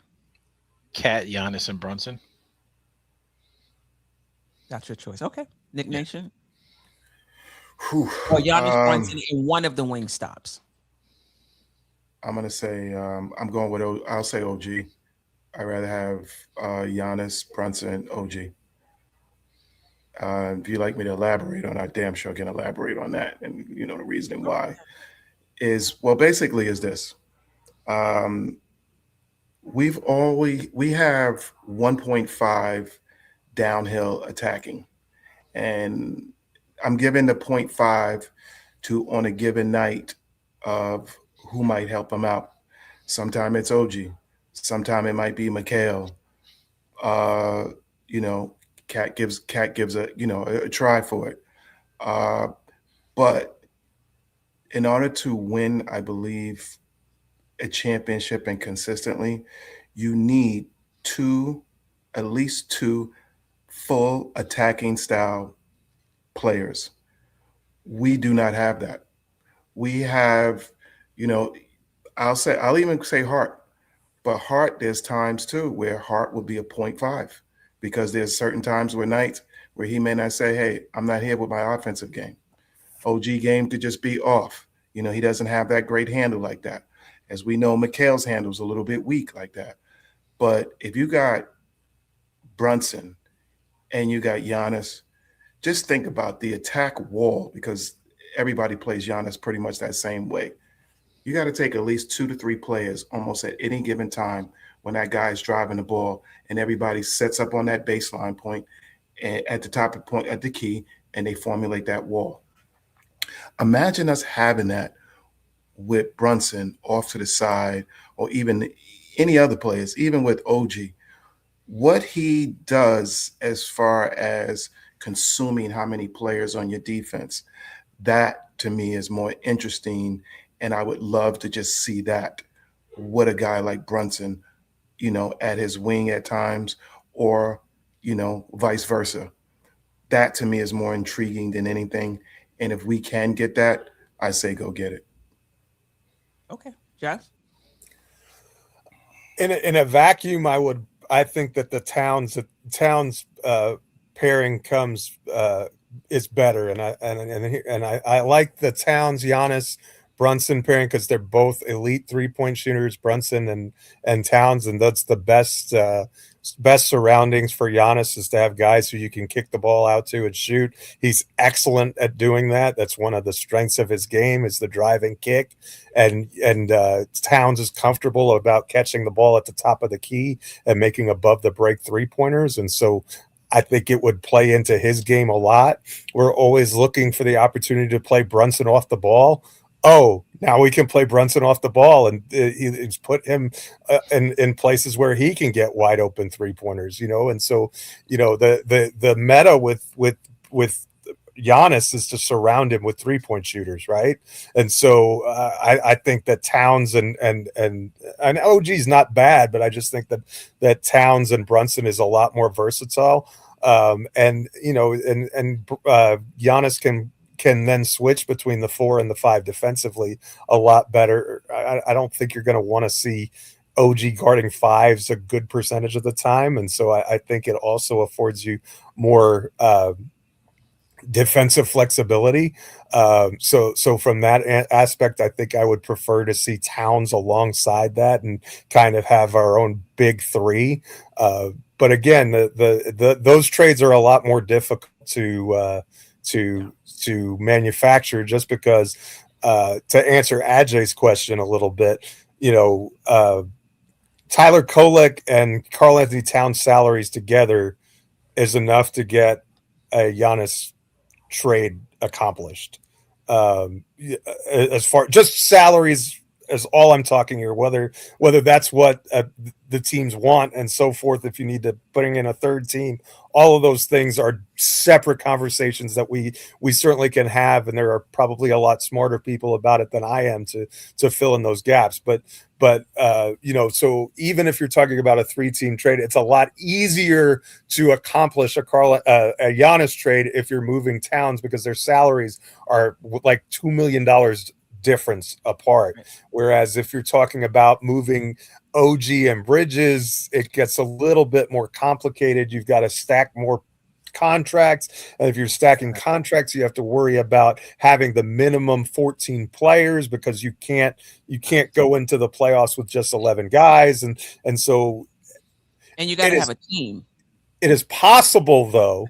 It is possible to do a trade that a 3-team deal that's structured, and I'm using this as an example, not saying any of the teams would do this, but I'm just using it as an example because I saw that it worked on the trade machine in a certain iteration. I don't remember all of it, but it's possible to have a 3-team trade where, in other words, we send Bridges to, say, Portland, and then we send wait, let me think about how it was a 3-team deal. We sent OG to New Orleans, I think, along with like Mitchell Robinson and Deuce McBride, and then you get New Orleans sends like Zion and maybe Herb Jones to Milwaukee, and New Orleans has a couple of their draft picks as well. They're the other team that has control of their assets, so you could even talk about one of those going back to the Bucks, which I'm sure would be attractive to them. And then the Knicks would end up with Antetokounmpo and that kind of a scenario. So it is possible, but it's very complicated, and those trades don't usually work. Like the more complicated it is, the more moving pieces, parts, the less likely the deal is to happen. And so I just from the perspective of simplicity, I don't think the trade is going to happen without Towns involved in it because it's too many moving pieces, parts to keep a man sane or keep a person sane. So I would think that it may be a 3-team. Milwaukee may not want Towns. You may see Towns go elsewhere. I don't know where, or it may be a situation where we do send Towns to Milwaukee and we send Bridges to Portland, and it's a 3-team deal that way. There are a lot of iterations where that happens, but if those are the case, then we're talking about having most of our core still intact, like 6 out of 8 players. And let's be honest about one thing. Giannis is a better defensive player than OG Anunoby right now. And it's not close. Like, OG is a good defender. Giannis is a great defender. And he's a terrific offensive player as well. So the chat has mentioned all the players that they would rather have over him, and I'm not going to argue that, but I still think you can make the legitimate case that even with all of his injuries and everything else, he's a top 5 player in the league. And so, those don't grow on trees, and if you have a chance to get one, you do it and you figure the rest of it out. And I don't think it's going to be that difficult to figure out, because that's the reason that the Knicks are so appealing, is that as opposed to a team like Miami, who's, hovering about 500, they make that deal. He's in a similar situation that he was in Milwaukee. The Knicks have the ability to make that trade and still have enough left to be a championship contender, and there are some, but very few other teams can claim that. The Lakers possibly, San Antonio most certainly, but I don't know that they're willing to give up Castle or Harper, and I think that would be necessary to do that kind of a deal, and I'm not sure that they're willing to do that. Oklahoma City could, but they're already championship contenders. There's not any reason for them to do that. So I don't. Jeff, do you think my thing is this? I don't think it's going to happen. I'll be shocked if it does still. But if the Knicks have the opportunity to do it, then they need to be aggressive and they need to get it done. And even if he's number 11, it's still worth the trade. I have a question, but I think Nick Nation had something. Yeah, because the question that I was having is that, because it's the reason why we're moving Cat out, is because to have Cat and then Brunson and Giannis can't cover both their woes.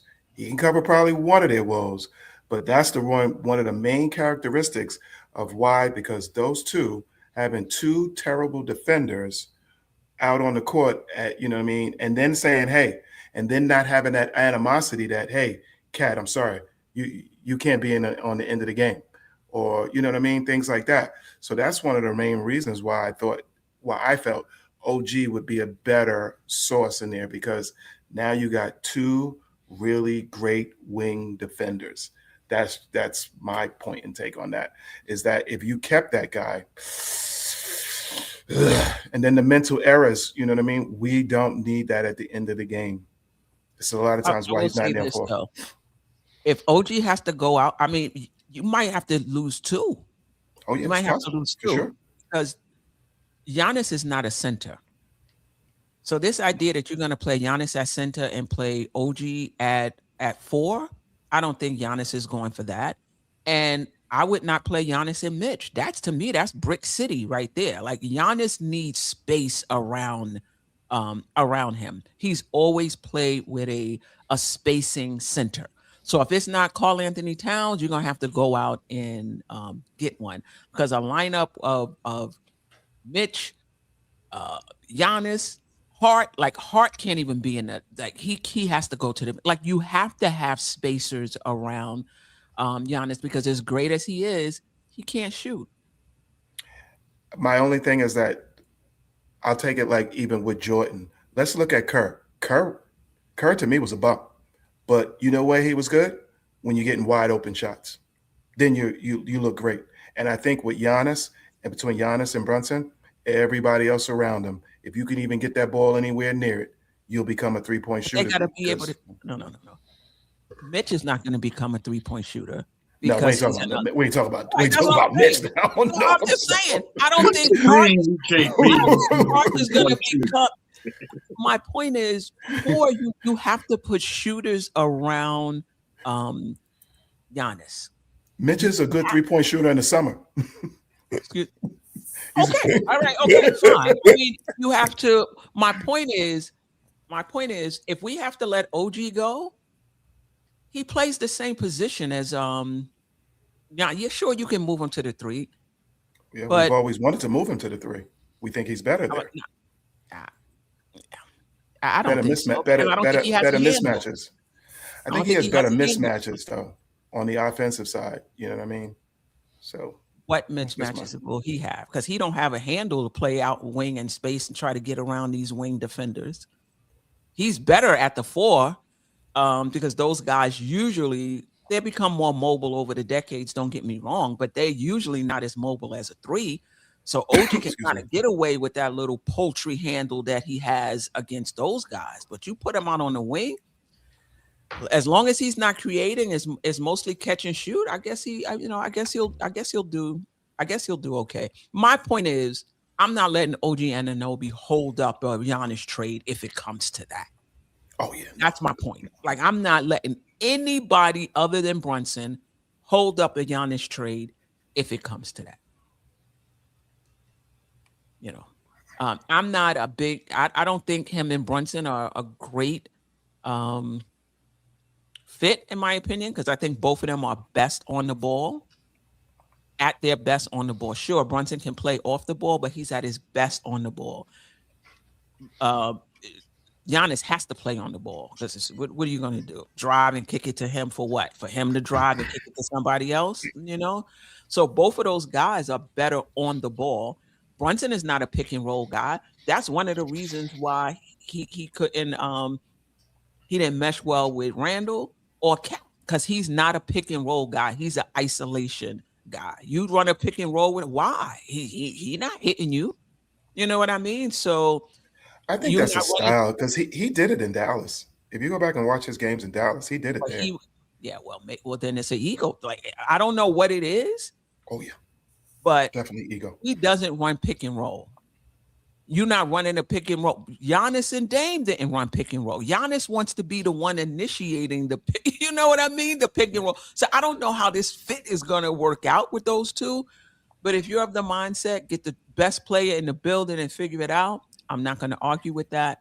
But I do have some concerns about the fit between Brunson and. But don't you think Giannis and the nail with the ball in his hands in a Sabonis type role is it highlights his skill set in a great way in Mike Brown's system, and you can get Brunson a lot of wide open catch and shoot opportunities, which he's very good at.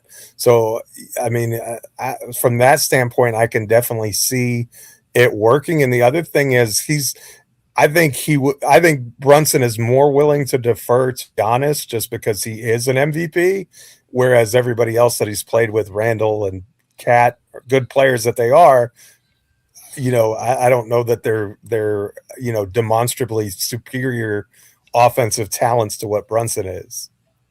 I don't think that's what I'm saying. I think what I'm trying to say is, if Giannis is on the ball all the time, where he's at his best, Brunson playing off the ball most of the time, you're not going to get the best of Brunson, is what I'm saying. I think you've opened up a can of worms, though.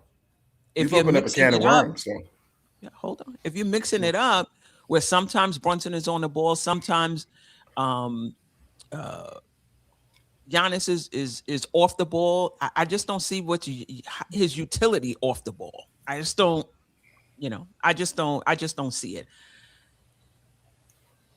Can you win a championship with Brunson being 75% of himself, right? Because he's off the ball more. I mean, depending on who's around him, you can. I'm just not sold on the fit. That's all I'm saying.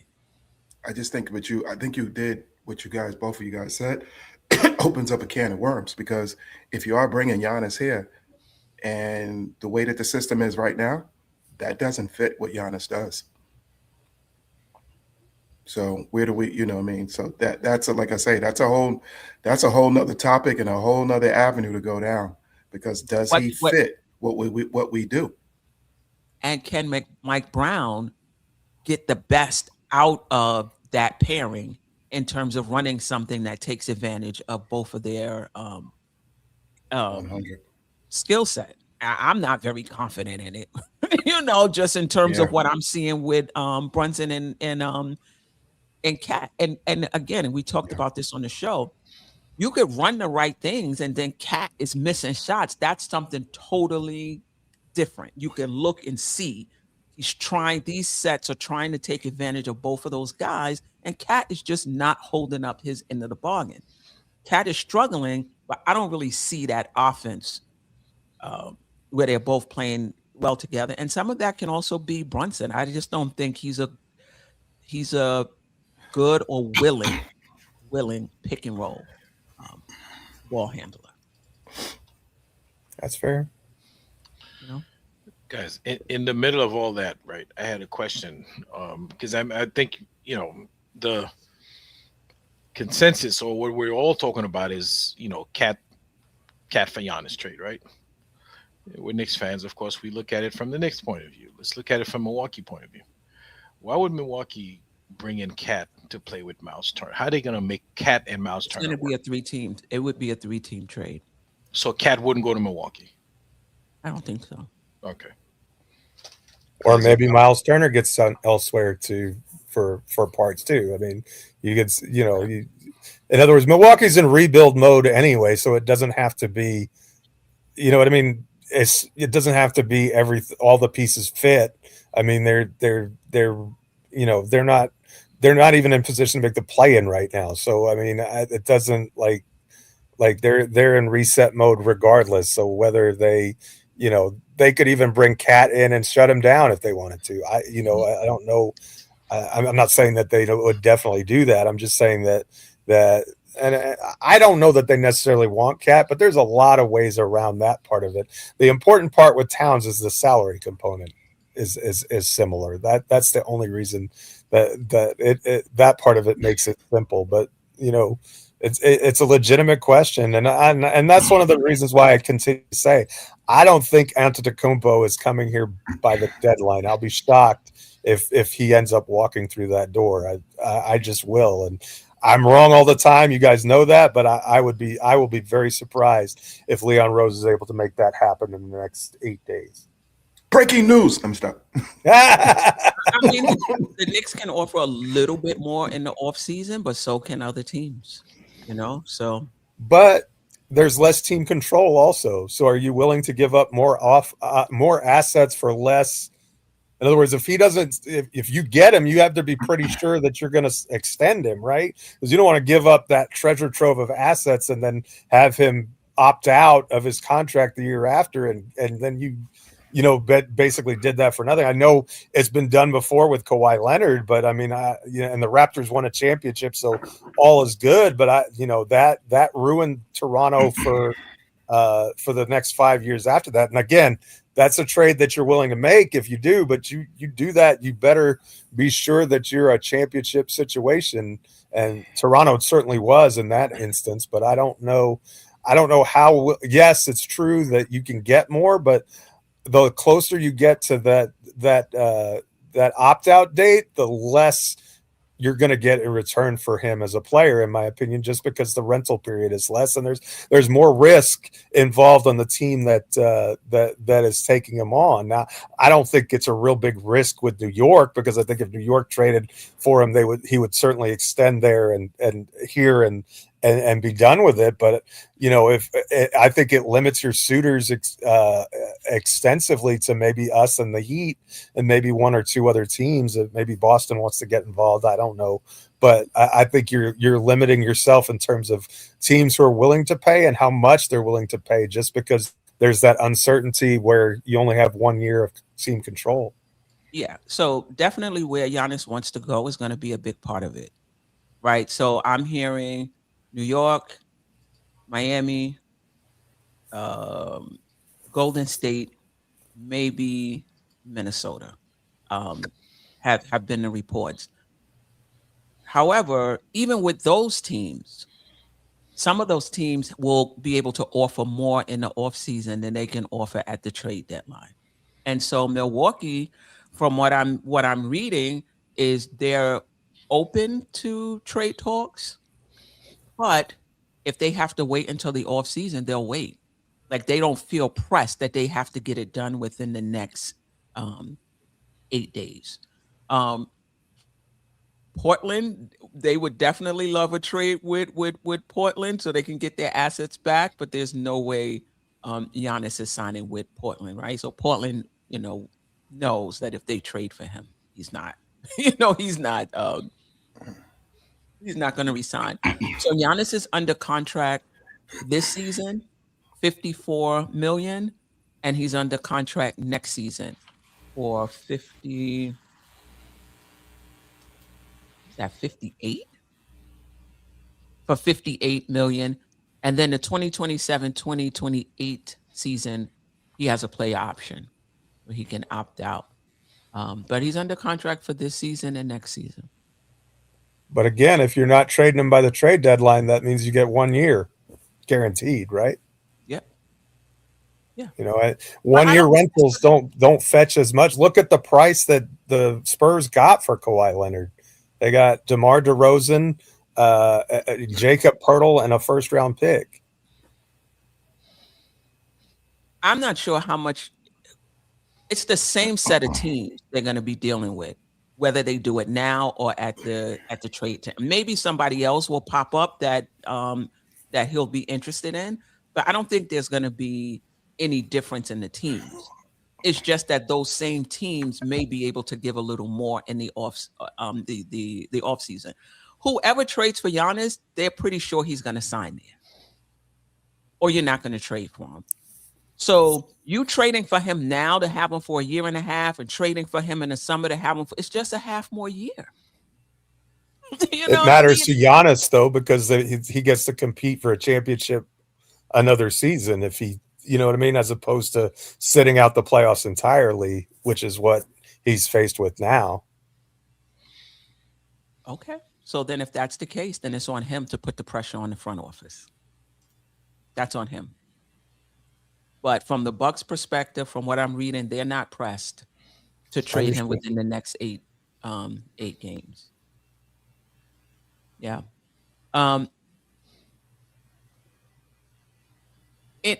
Boogie, I'm just interested in your thoughts on his fit with Brunson. Who do you think would work best around those two? And are you of the persuasion just get him in the building and work it out? My opinion is the best fit to really make it work is going to be Triple J. That's just my opinion. That's what I like. I think Leon has played too many checkers games. He ain't played no chess. You try to make Danny Ainge feel a different way about all the draft picks, so you didn't go get Donovan.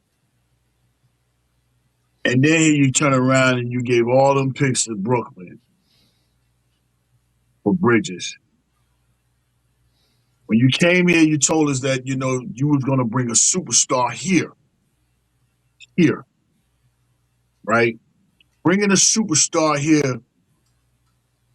Okay, Brunson came here, but he wasn't a superstar, and he's still not a superstar, but he is an all-star that's climbing in, his ranking. So I don't count. I mean, that doesn't count for me as a superstar. So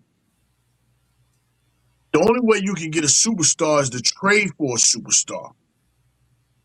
So when a superstar tells you, I want to go to New York, right then and there, you don't go get him? What makes you think, and that go for everybody, what makes you think Giannis want to come to New York now?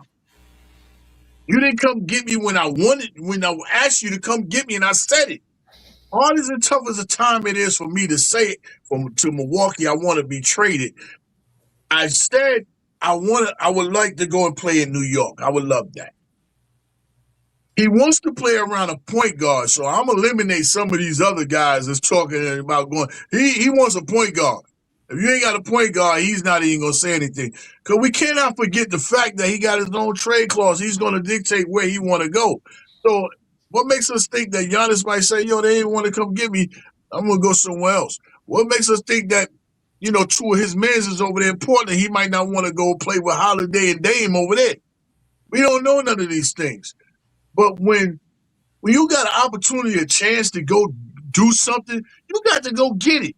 You can't leave. You can't when we won't battle in nobody. You supposed to win, got them. You didn't go get them. Now you got all these different teams coming up to these different scenarios. Pat Riley, you know he can't get him. He ain't got a point guard over there. There ain't gonna be nothing with him and Bam. You know, and he know he can't get him, but he want to try to do anything to make sure we don't get him. You know, we fighting with all these different people and stuff. So, you know, I mean, I just think, you know, Leon is like he's dropping the ball a little bit on, you know, what he needs to do and what he shouldn't do. And, you know, sooner or later, Brunson time is going to be up. He's not getting any younger. He's not getting any younger. So, like, we're on the clock. We're on the clock. It doesn't matter what it takes to go get a man like that in this building. Beginning of the season, I don't care who it is. Brunson is here. We'll figure everything out. Man, y'all got to go.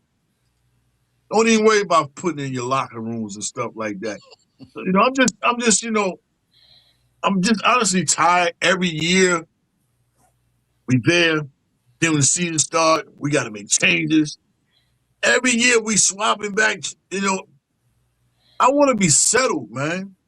I mean, Julius bugged out. I know we all bugged out, but shoot, Julius over there with $33 million per year. Everybody said, "Oh, he was this many time All-Star. He rookie, most improved player. He gonna want the max and all that." Man, he ain't even want no max.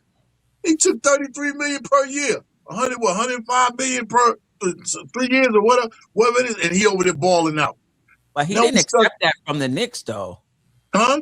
He didn't accept that from the Knicks. He didn't accept that offer from the Knicks. He might have accepted from the Knicks, but still he accepted it from Minnesota. So if Julius, I believe Julius wanted to be here. He don't build the park. I think he would have done whatever it takes to stay here to help build a championship. That's what I think personally. You know what I'm saying? But they got him up out of here. I understand you got him up out of here. You want Towns. Go get the Townsend over there. Now look what we got. We got a $53 million dude that ain't he ain't even nowhere in the facility of the game. So, you know, I don't know what's going to happen, you know, as far as the rumors, the trade or whatever. I wish the deadline is hurry up and over with. So then I can focus myself on the team, see what we got moving forward because, you know, we got too many blown opportunities and everything going on, man. And even if he get traded, to Minnesota, I'm watching Julius and Dante go to Milwaukee. He could go to Minnesota. That talk is about, you know. And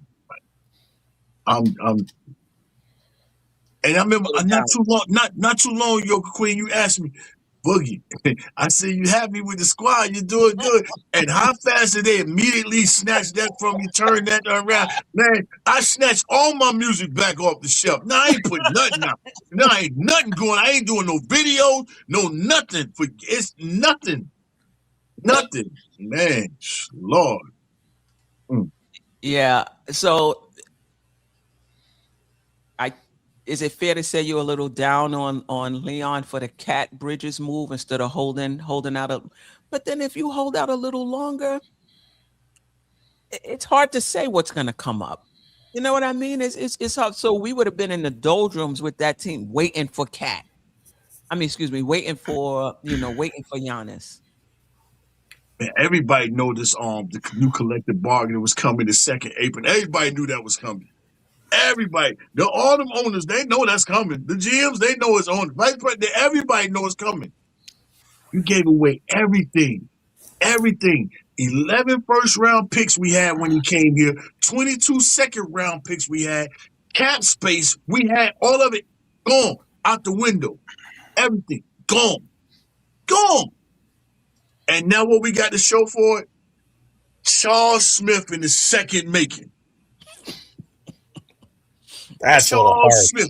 He got swapped. You see, he got 6 times last night. Get it out of here. You can't tell me I ain't had Charles Smith flashbacks. I'm like, oh my God.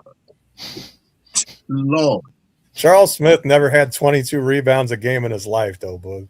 But see, that's the thing about it. I'm not sold on them rebounds. He been leading the league in double doubles. He been doing that rebounding. I know he can do that. You're not here just to do that. Dude, you got to get them buckets. You need to be averaging 24, 25 points per game. What's his name? That's the young guy. Diawara. Yeah, it was a game he looked Towns off, looked him off. Hey, yo, younger, come here, yo, give me that I ball. saw What that you doing? too. I mentioned that Yo, on the what is you recap doing? show. You gotta let me know you don't even want the rock. You ain't not even comfortable here. Hey, Steph, I'm gonna duck out because I need to get some tea. My throat is, I don't know what's going on with it, but it just started tickling here like crazy. Okay. All right. I'm sorry about that. No worries. Appreciate you. Blessings to you, King, man. He's Bless, back, bro. No doubt, yo. He's Kind of a continuation of the super chat question. He's 32 years old, right? And he doesn't really have a refined offensive game. Like his game is dependent on power and athleticism. Any concern, like if somebody has an offensive game like a Kevin Durant, if they lose a little athleticism and what have you, because of their skill level, you could still get some really good years out of them. Any concern about a possible drop off because his game, again, is so dependent on power and athleticism? And he's already 32. He's 31. All Talk right, about Giannis. in 10 months. I'm kidding. 31. No, he actually just turned 31. Oh, you talking about Giannis? Yeah. Okay. Yeah. I mean, right? It's he's power and athleticism. I mean, if we can get a couple of good season of 2-3 good season of that power before the real drop off, I'm okay with that. I mean, I can see it. Coach Mike Brown. This is a 6'11" Draymond Green on offense. I can see it. I know the things he can do with this guy. He played a point forward, just like Draymond do. I can see it. But you got to get him here, dude. You got to get him here.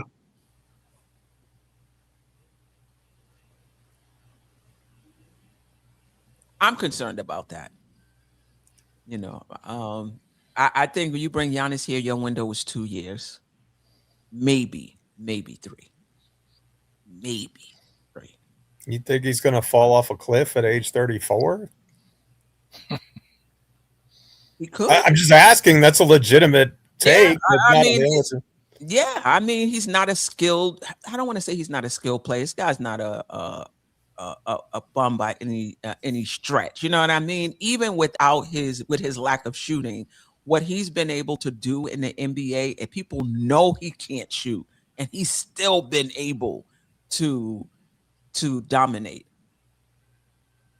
But if he does lose some athleticism or what have you, then it's a wrap. Like there's nothing for him to fall back on. I think that's a legitimate, concern. Shoot, LeBron 41. Say that again. LeBron 41. He hasn't had the calf issues that that Giannis has been having. So I kind of see Queen's point. I really do. I think maybe you get Giannis, you end up load managing him, in a Kawhi Leonard kind of a way, which that prospect doesn't thrill me either. But I mean, certainly if you got him this year, I would figure they would have a load management protocol, in place, and then see how it goes next year. But I don't think you can get him and Tom Thibodeau him into the ground once he gets here. He's just not going to hold up if the injury is in fact what he says it is, and he's not just putting on so he can, sit out and put pressure on the Bucks to trade him, which we won't know the truth until if and when it happens, right? We don't know. You never know how severe it is until you've paid the tax, and then you get to find out. I do want to I don't want to come across as saying that or intimating that Giannis is not a skilled player. He is. He's just not, he's just not a shooter. Like I just think his game is a big part of his game is power and athleticism. But I'm not going to say that he's just an athlete and like he's not a skilled player. He's a very smart player. He's a really good defender. He's a really good passer. He gets everybody involved. He's a team player. He's a good player. He's one of the best players to ever play the game. So I don't want to come across as saying he's not skilled. I'm just a little concerned about if he loses a little bit of that. But to Boogie's point, LeBron is 41. He's keeping his body, in shape and Still going. staying healthy. Yeah. Giannis did so much for Milwaukee before they got, in position to, to be, as contenders and stuff, be later on in his career, once they became contenders and won championship. Before that point in time, he was doing everything over there. So that's why I say, like, if he was to come over here, I'm not getting rid of OG because I don't want for him to come over here and have to check the best offensive player on the wing. That's what I want him to be able to go kill and do what he does.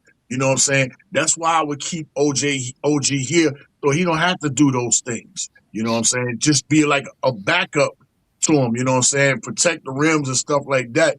You're going to have to limit some of the things that he used to do, but to limit some of the things that he used to do, you're going to have somebody here that can do the things that he don't have to do anymore. You know what I'm saying? It's ways you can work around it and everything, but most importantly, it's the health. He's going to have to be healthy and everything. I would not be mad if Dolan pull out before you make this trade or whatever, bring that medical slip. Let me see that. Or let us send our doctors in there. Let us get a full look. I trust what we got over here more than anything, just like he did with the Kevin Durant thing. You know what I'm saying? Let me see that. You talking about, because in another year or so, your player option, you're going to be wanting that bread. I got to make sure I can be able to give it to you. So I got to protect my household and I got to protect you and the money. And then at the same time, in 2 years, Brunson going to be like, yo, come here. I need that bag this round because I did a gut check for you and you ain't got me Towns and you got me Bridges. He don't know what he want to do. You got me all these guys over here I took the cut for and I'm nowhere. So I'm 31 now. I'm 31. I need James, I need the money myself, James. Lee, I don't care how you do it. Figure it out. I don't know. We're in a tough situation. It ain't supposed to be like this. Yeah. Well, I think Giannis could put pressure on Milwaukee, right, by saying that the Knicks is the team that he wants to go to. I think if the Bucks go for that, it's something that's going to happen in the offseason. I don't think it's going to happen in the next 8 days. What's the deadline? February 5th. A 3. week from today, I think. 3:00. And when was the All-Star game? 19th, maybe? They changed it, didn't they? Didn't they change the deadline? Because before I could have sworn used to be able you can go to the All-Star game and then come back. Because I remember all the times they used to stay with such and such going to All-Star. They could talk, figure out trades and all this and that. They must have redated the trade deadline. Maybe. I do remember a lot of that talk during All-Star break, but I'm wondering if that was for the off season or in terms of when they become free agents. Anyway, other than Giannis, this is the question I wanted to ask about Jrue Holiday. Are you interested in Jrue Holiday only if it increases only if it's part of a Giannis deal, or are you interested in him irrespective of whether Giannis is involved or we're able to get him? I think that the only reason the Knicks are interested in him is because of the Giannis piece of it. And in other words, I think that if the Knicks say, hey, we can go out and get a guy you would really want to play with and still be have a championship contending core, and that makes him a lot more attractive. I'm not sure otherwise a deal where you're giving up Bridges, who's a younger player and probably has more left in the tank than at this point. I don't think it makes a lot of sense. I don't think it makes a lot of sense to acquire him otherwise, just because he's you want to talk about on the downside of his career, that's a guard who's 35, or at least 35. So he's not the same player he was 3 years ago, and he's on the books for at least another 2 seasons after this one. And I know people say, well, he'll be expiring in his final year, but that's only useful if you find a trade partner who wants to take on that expiring. And what are you taking back to get that? And especially if you're a second apron team that you're talking about, you can't aggregate salaries. You're talking about getting someone in for another year who's of the same salary. And so that complicates matters. But if you're getting Giannis, you're going all in anyway. And if that's the ante that you have to do to be in the game, then it is what it is. But, I think there's a world of argument defensively, at least, that subbing out Giannis and Holiday for Bridges and Cat certainly makes us a better defensive team in the short term.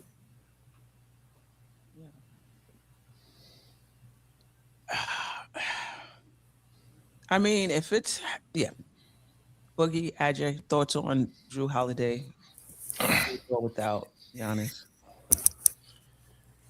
Here we go trying to trick somebody again. Trying to trick players. I think in a couple of your previous shows, you express exactly the reason why it's the money for that age, for that caliber player, and the lengthy contract that he has just make him it's just not a good option, I don't think. Unless if you go for him, you have to win now. And if you miss the now, that you're pretty much screwed. And by now, like in the next 6 months. Yeah, exactly. This season. That's it. All right. So he was signed he signed a 4-year, $134 million contract last season when he was with Boston. So he's in the second year of that contract, and he's making $32,400,000. Next year, $34,800,000, and then 27-28, pretty much 26-27. Oh, 27-28, he has a player option. I think that's similar to Bridges. Giannis. 27-28 also has a player, also has a player option. I mean, he's exercising that player option, though. There's no way he's going to be making more. Absolutely. I just considered another year. There's no way he's declining that option. Correct. So basically, he's going to have 3 more this year and 2 more years. That's a lot of money, and to sign him and Giannis. More than Cat. Remember you talked about just Cat going in terms of salary?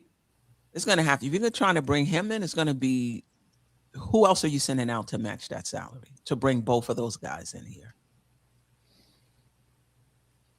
Well, the thing is, it has to about wash, Queen, because if you think about it, that we can only do trades where we take back less money than we send out. So it's got, the salary situation isn't going to be different. Like it may be different by $1 million or so, or a little bit, but we pretty much have to trade out what we're getting back. So if the trades work under the collective bargaining agreement, our financial situation won't be significantly different.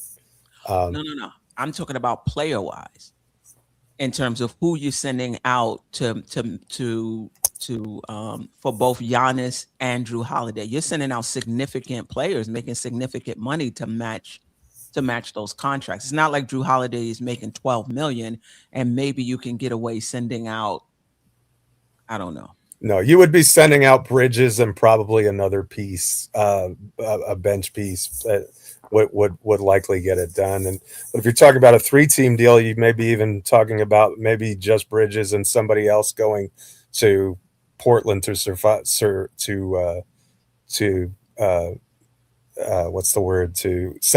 the CBA agreement. But Bridges gets you most of the way there, especially since I think he has a trade kicker if he gets dealt. So, and I think he's making at least $24 million this year. So, so you can do Bridges and Yabusele, for example, probably gets it done.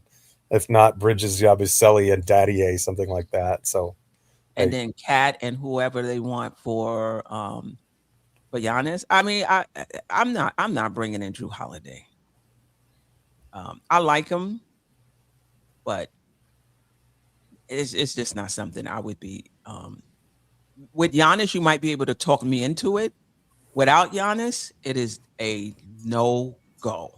Yeah, I think that's a non-starter. I'm with you at 100%, Queen.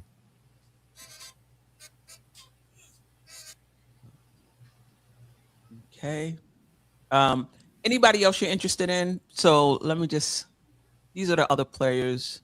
Nothing is going to happen though until this Giannis thing is settled one way or another. But apparently, I'm not saying the Knicks are interested in these players. I'm just giving you a sense of who's also out there on the trade market. Reports are Ja Morant, Anthony Davis. We talked about Jrue Holiday, Jose Alvarado, Dallas, beyond Anthony Davis, Najee Marshall, Daniel Gafford, Klay Thompson might be available. Sacramento, Levine, DeRozan, Schroeder, Malik Monk might be available, in addition to Sabonis. And Brooklyn, if they want to go really, really, really young, Michael Porter Jr. and Cam Thomas. So I know all the talk is about Giannis, but there are reports that there are other players available. I think if you can't get Giannis and he's not traded somewhere else, you have another shot in the offseason. Absolutely. And that'll make a difference of what we're willing to give up. That's a great point, Queen, because if that's still a possibility come the draft, the Knicks are not going to move very much. But you still could see a deal like Yabusele for Nick Richards, for example, which I think works in the salary in terms of salaries, or or a deal for Jose Alvarado, for example. You could still do something along the margins that's not going to affect what the plans are for the summer, but you wouldn't see any big moves like moving off from any of our core 7 if the Giannis situation is still up in the air. But you might see one of those marginal moves. Yeah, if he's not moved. If he is moved, do you think the Knicks should look to upgrade the team, or if he's moved, just kind of stay pat? Boogie? You talking about Towns, right? No, if Giannis is moved to another team before the trade deadline, should the Knicks still look to improve the team, or should they just rock with who they have? I mean, if he go out west, I'm good. If he gets traded somewhere in the east, I'm pissed. I'm telling you that right now. I'm pissed. I might go into hibernation again. For real. And I'm not moving Towns. If it's not an all-star, I'm not moving Towns. Absolutely. I got to have an all-star return. Because I'm giving you an all-star. Forget how he look, whatever. The man is still an all-star. The man still leads the league in double-doubles. The man still is averaging almost 20 and 11? He's averaging that. I just don't. Rebounds too. Yeah, I just don't know what it is, why he's not clicking. Maybe it's the rumor talk or whatever, but I'm not just going to make a move just to make a move. I'm going to make a move that's going to, really help this team this year. So if Giannis goes somewhere else, I'm not looking to just upgrade just to upgrade. I might only trade that I will mandatory do is get Bookman from Good Times up out of here. Yabasheli, rerun, get him out of here. You got to get him out of here. Leon, I don't even know what you was thinking about when you brought him in here. When you brought him in here, see, that ain't had nothing to do with Mike. Nothing at all. You did all these moves, huh? Or Clarkson. He brought both of them in. You did all these moves before you even got Mike. So, you gotta be on the same page with somebody, man. You brought this man here for a reason. You gotta be on the same page as him. And you got to have his type players for his systems to work. But one thing is I do not understand is because I'm on record saying this is the most versatile coach we have ever had. So my thing is, you're pretty much running the Golden State offense. You're pretty much running that. But dog, you was in San Antonio, dude. And I ain't saying that. I'm not trying to compare Brunson and Towns nowhere near Tony and Tim. But dog, you can run that high pick and roll with them two guys. I don't see that. You got to figure it out. If we're not moving Towns and he's here, you got to figure it out to move forward because this is a wasted opportunity if we don't handle our business this year. Because that curly wave dude, he coming back to Boston. He coming back. The punchable face is coming back to Indiana with a lottery pick. Yeah, they coming back with a lottery pick. It's what I'm saying? This is our opportunity. And be honest with you, Detroit ain't got that much better far as players. They just gelling together better than what we are. So that's why they look like they look now, but they lost two main ingredients. And the only person they brought over there was Duncan Robinson. You mean they ain't better than us, but they playing better than us. They playing better than us. You got to figure this out because, man, we don't get it done this year. Man, I don't know what's going to happen. And you got OKC over there like the Predator, the movie Predator. You remember the Predator when they first hit him, bam, hit him, and he was leaking that green stuff over there, and he was like, see, he bleeding. It bleeds, so if it bleeds, it can be killed. OKC been bleeding this year. But anybody's on high hope about them, they've been bleeding this year. So to me, I feel like really it's wide open for somebody to win it all this year. That's just my personal feelings. I just think it's wide open. It's some teams out here that can go and win it all this year. And right now, it's looking like we don't want to be one of those teams. Boogie, let me ask you this, though. Yes, ma'am. Do you feel like the Knicks should be – I get that there's a better opportunity given Tatum is out and Halliburton out. But do you think the Knicks' mindset should be, we got to sneak in here and try to get it right now because once they come back, that's it, our window is closing? Or they should be trying to build a team that can compete with them even when they're healthy? Because otherwise, this is just a one-year window. And when those guys come back, it's a wrap. Where I feel like the Knicks need to try to build a team that can even compete with Boston, with Tatum, and Indiana with Halliburton. I get it's more of an opportunity, but you still got to build a team that can compete with them. You have to have a team to compete with anybody every year. Right. But before I'm thinking about competing against them guys next year, I'm thinking about competing this year. This can't be a wasted opportunity. We can't just, when we came into the season, we was all high hopes. We had a lot of high hopes. We just came in here we was all thinking about maybe he can be the third All-Star. We know Towns and Brunson might go. Maybe OG can go. We had high hopes, and then they started out clicking and everything, and then things just started falling apart. And they ain't been unable really to kind of like figure it out until, I guess, after the players only meeting. Is no way in the hell we supposed to have a players meeting going into a Brooklyn Nets game. A Brooklyn Nets game, we had a players meeting going into that. I didn't even watch that Brooklyn game at all, period. I wanted no partner for what? We supposed to splat them. We ain't supposed to be getting right against them. Lord knows if we'd have lost, man.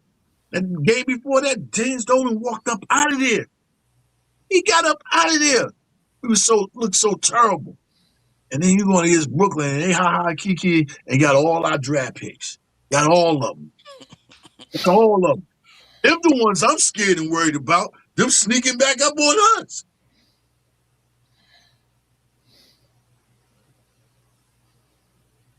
All right. Anybody else you guys are interested in before we get out of here? Interested in if Giannis goes to another team? Not really. I'm not into the Jose. I don't want to be in the Jose Alvarado business. I know that. I've looked into that a little bit more. not really overly impressed with that, but I understand.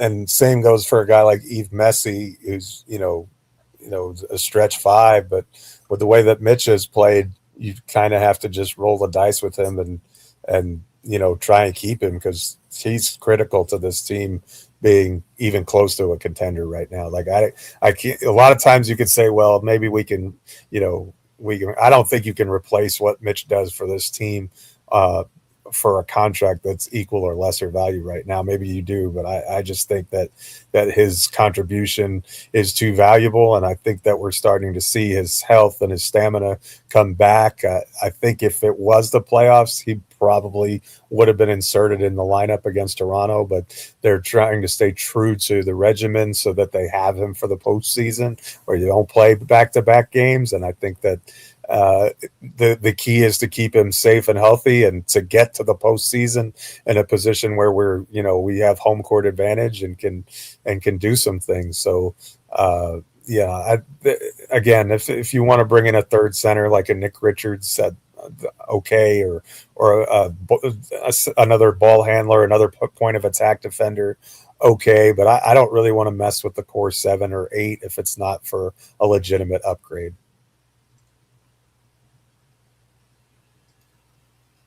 Give me Triple J, man. Boogie. Give me Triple J. That's so. If you go make a trade, you ain't getting Giannis, and you gonna get this guy. Go ahead and give me Triple J, because I promise you, you putting Triple J out there with OG, Bridges, and Mitch, and going down the stretch, you got some lockdown sense account right there. And then now. You got OG and Bridges where they can really press the perimeter. They can really press it because they got two dudes back there that really know how to, But I know you get ready to shut down, Queen. If I may, anybody, that's still watching and you're all from the New York area, I just wanted to share with you guys my high school coach, Ron Niclario from Benjamin Cardozo. He's sitting on right now 972 wins. A victory tomorrow would give him 973 wins. He would be the all-time most winningest coach in the history of New York. That's in all levels of sports in New York. Junior high, high school, college basketball, NBA, with the Nets and the Knicks, he would be the all-time most winningest coach it is in the history of New York. He is also the last remaining ball boy for the 1973 championship team. He is also the son of Emil Niclario, the one that saved Dr. Martin Luther King's life in 1968. And he reached out to me, and I'm so honored. He reached out to me and asked me to do an anthem on his life. So, you know what I'm saying? I'm going to be working with that. But I just wanted to, share that anybody else, because I know my guy JJ, I don't know if he's in the chat. But I know me and him, he's always, orange and blue twice. We both from Cardozo. But anybody that don't know of Ron Niclario, you don't know of basketball. Ron Niclario is basketball in New York City. Point blank, every pro player has been with him, around him. Everybody knows who that man is. So I just wanted to share that with everybody, about, perhaps he might be accomplishing that tomorrow, which is Friday. I'm quite sure he win that game is going to be all over the daily news, the post papers is going to be all over the place. So I just want to shout out to Ron Niclario in sports, basketball sports, and anybody that went to Cardoza. I just want to, acknowledge him for that. The next generation of website creation. Wix Harmony. All right. All right. Somebody. Okay. Is that me? Somebody. Okay. Ajay, any last words or any player you want the Knicks to target before your last words? I don't know who's out there, but Just gave a whole list. yeah, but You're getting ahead of your work for tomorrow. I see you over there. no. I don't know who's out there that I would want that would make a difference. A healthy AD would, but you can't count on him being healthy. You cannot count. On him. Like I don't know who's, like, from the list you gave, I don't know nobody that would make a difference really. If we're gonna get rid, not that they would make a difference, but what you given up for to acquire them, Gotcha. To me, it would be a lateral move.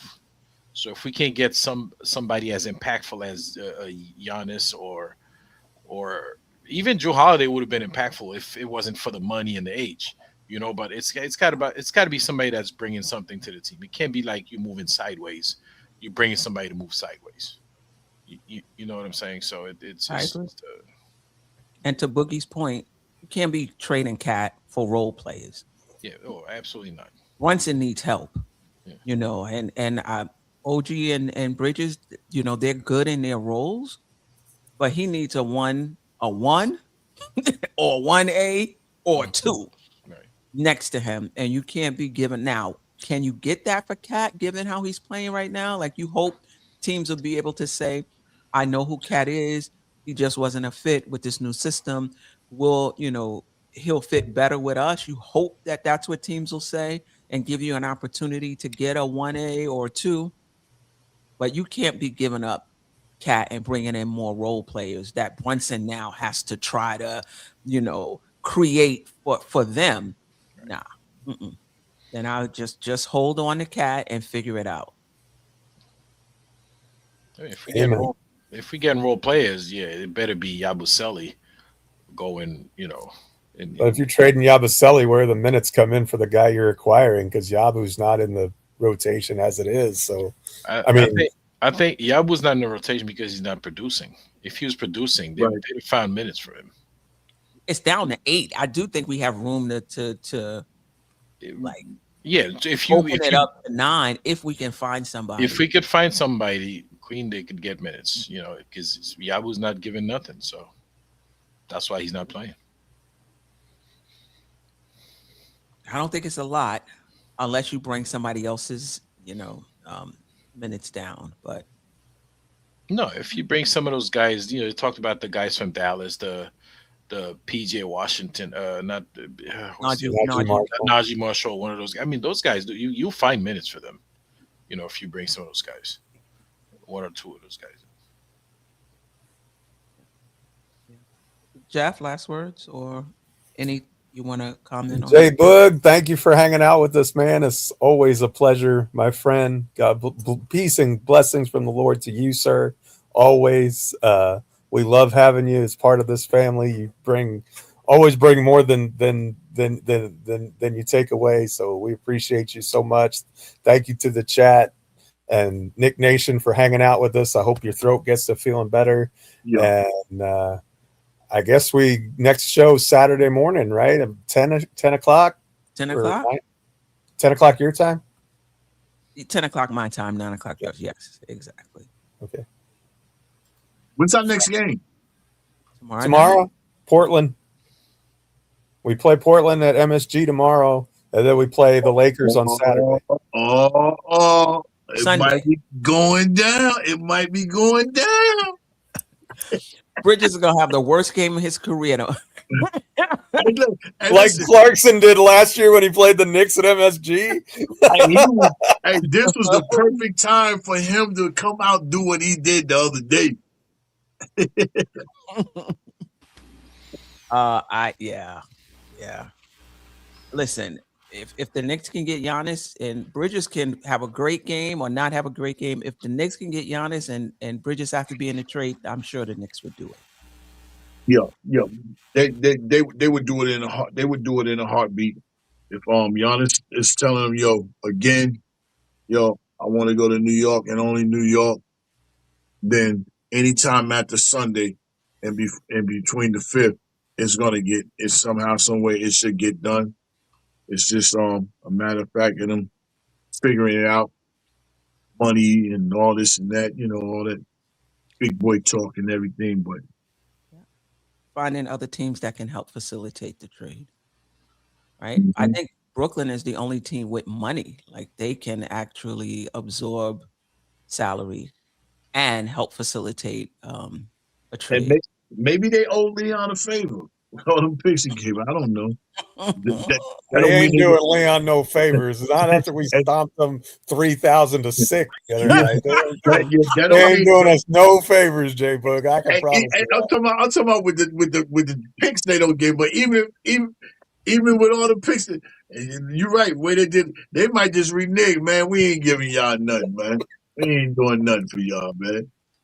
I hate to think about this in terms of context for the Knicks championship window. All of those picks we gave up to Brooklyn. If we don't maximize this window and come out with a chip, and Brunson is already over 30, Cat's already over 30, like this window is not like a 6-year window, and things fall apart, and then you don't have your draft picks. Oh my goodness, this could be a disaster.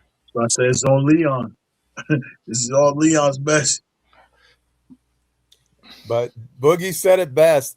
Leon was brought here to bring in superstars. Like that's why he was hired. He wasn't hired to sign Yabusele and trade for Josh Hart. That was not why James Dolan brought him here. He was brought here to bring in stars, and he did that with Jalen Brunson.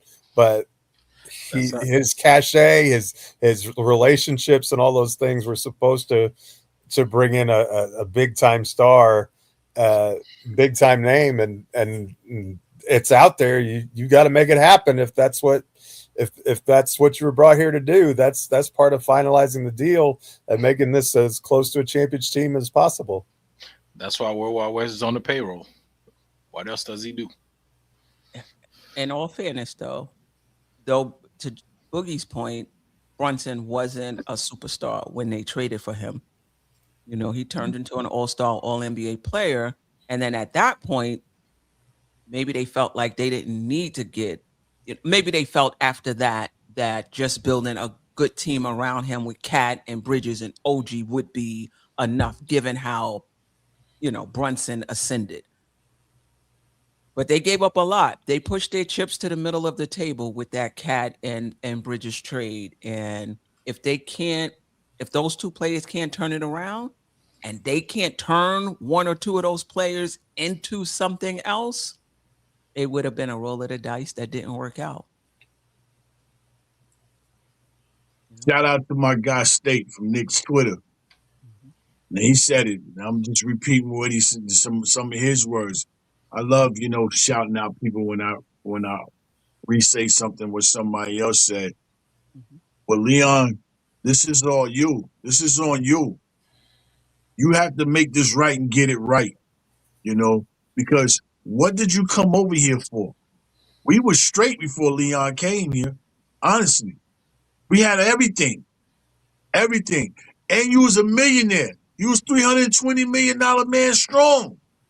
What you come over here for? If you come over here for the championship, you can't be hesitant about doing the championship things. Where's our superstar? Where's he at? Bring him on. He over there telling you he don't want to be over there. I don't know. Yeah, I mean, I get it. I'm not gonna get too down on Leon Rose. I think we had won like 8 games before he got here with Thibodeau. We went to the Eastern Conference Finals last year, but I do hear your point. The next level. You have to be on the next level because all I see right now is what we don't have anymore. And knowing what we don't have anymore, and then you're talking about these 2 guys going out the door. You talking about Towns and Bridges going out the door? What was the only point? if we get somebody, right? Only if we get You better get somebody because we don't gave up the farm to get these guys, and you putting them out the door. Yeah, you gotta. Yeah, you're right. If they are gonna trade them, you're right. You gotta bring in a star. Yeah, that's why I said earlier. That's the only thing that's going to make up him for them 5 picks that he gave up. That's the only thing. Or Bridges turning into something that we don't that we didn't imagine. He don't know what to say to the coaches.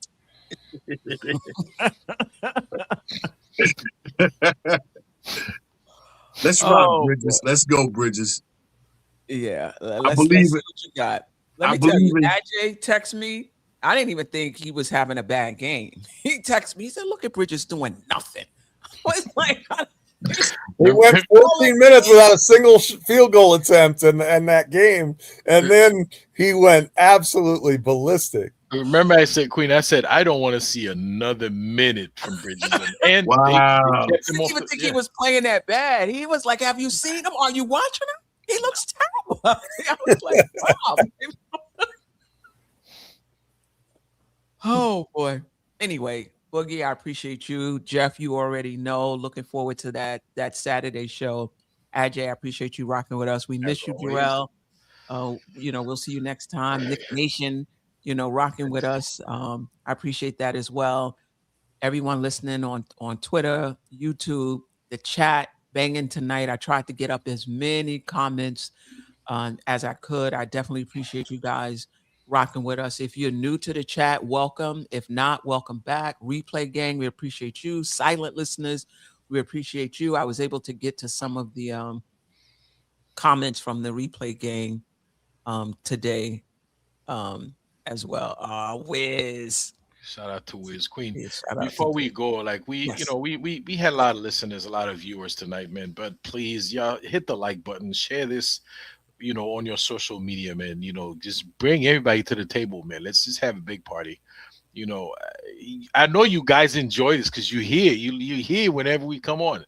It's been quite a few people coming. I don't know if you were watching the count. We had a lot of people. So, but please hit the like button, even if it's on the way out. Hit the like button right now, and before you log off, just Did you hit it, AJ? Yes, I did. I sure did. And be sure to come back. I think one of the things we're trying to do is just, have the chat be as much a part of the show as the panel. So that you guys don't just come here and listen to what we have to say, but we're listening to what you're saying in the chat. We're bringing it, putting it up. And then also there are some comments that we talk about ourselves. So wanted to be more of a give and take between the chat and the panel. I'm not sure where else that's happening, but it is happening here. So they're definitely more interactive. We make it more interesting. And sometimes we take calls, Queen. Sometimes we take calls. Yeah, I think I put up a poll. Did I put up a poll? Yes, you did. Where is it? Let me try to get to it. I answered it, so I know you put one up, but I don't know what the results I answered it too. It's not. I think I probably have to go back to the. Is it on the live feed? Probably have to go back to that. Let me see. To see what the results are, because it's not showing here. Okay, family, I'm gonna rock out, man. Shout out to the chat, man. Shout out to you, Queen. Shout out to you, the captain over there and the #1 pilot over there, Adji, man. Blessings, health, happiness to everybody. Thanks for hanging out with us, man. Man, no doubt, man, no doubt. I called Queen up today. I had to let her know. Hey, yo, Queen, you know what, man? I don't be seeing the shows around. And then, Queen, you going on today? He said, "Yeah, okay. I gotta come up and hang out, man. Yeah, yeah, man. I love rocking with y'all. Continue on doing what you're doing, First Lady. You know what I'm saying? Nobody, you know what I'm saying, do it like you do it, man. We love and appreciate you to the fullest. You know what I'm saying? You always say there's no channel without the panel. Nah, if it ain't your show, we not even here today. You know what I'm saying? So we appreciate you being, because we know you could be anywhere in the world. You could be out of the country. We know how you travel. Hey, can you take me on a trip one time, man? next week I'll be in Ghana. I'm gonna try 2:00 in the morning. I'm gonna try to stay up and do the show. Not next week, the week after. Yeah. But God bless you. You deserve it, man. Appreciate you. For sure. All right. So this is the poll. Simple.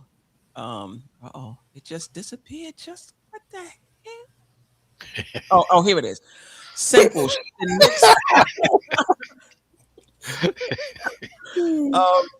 Simple. Should the Knicks reset again? Because this is a reset, right?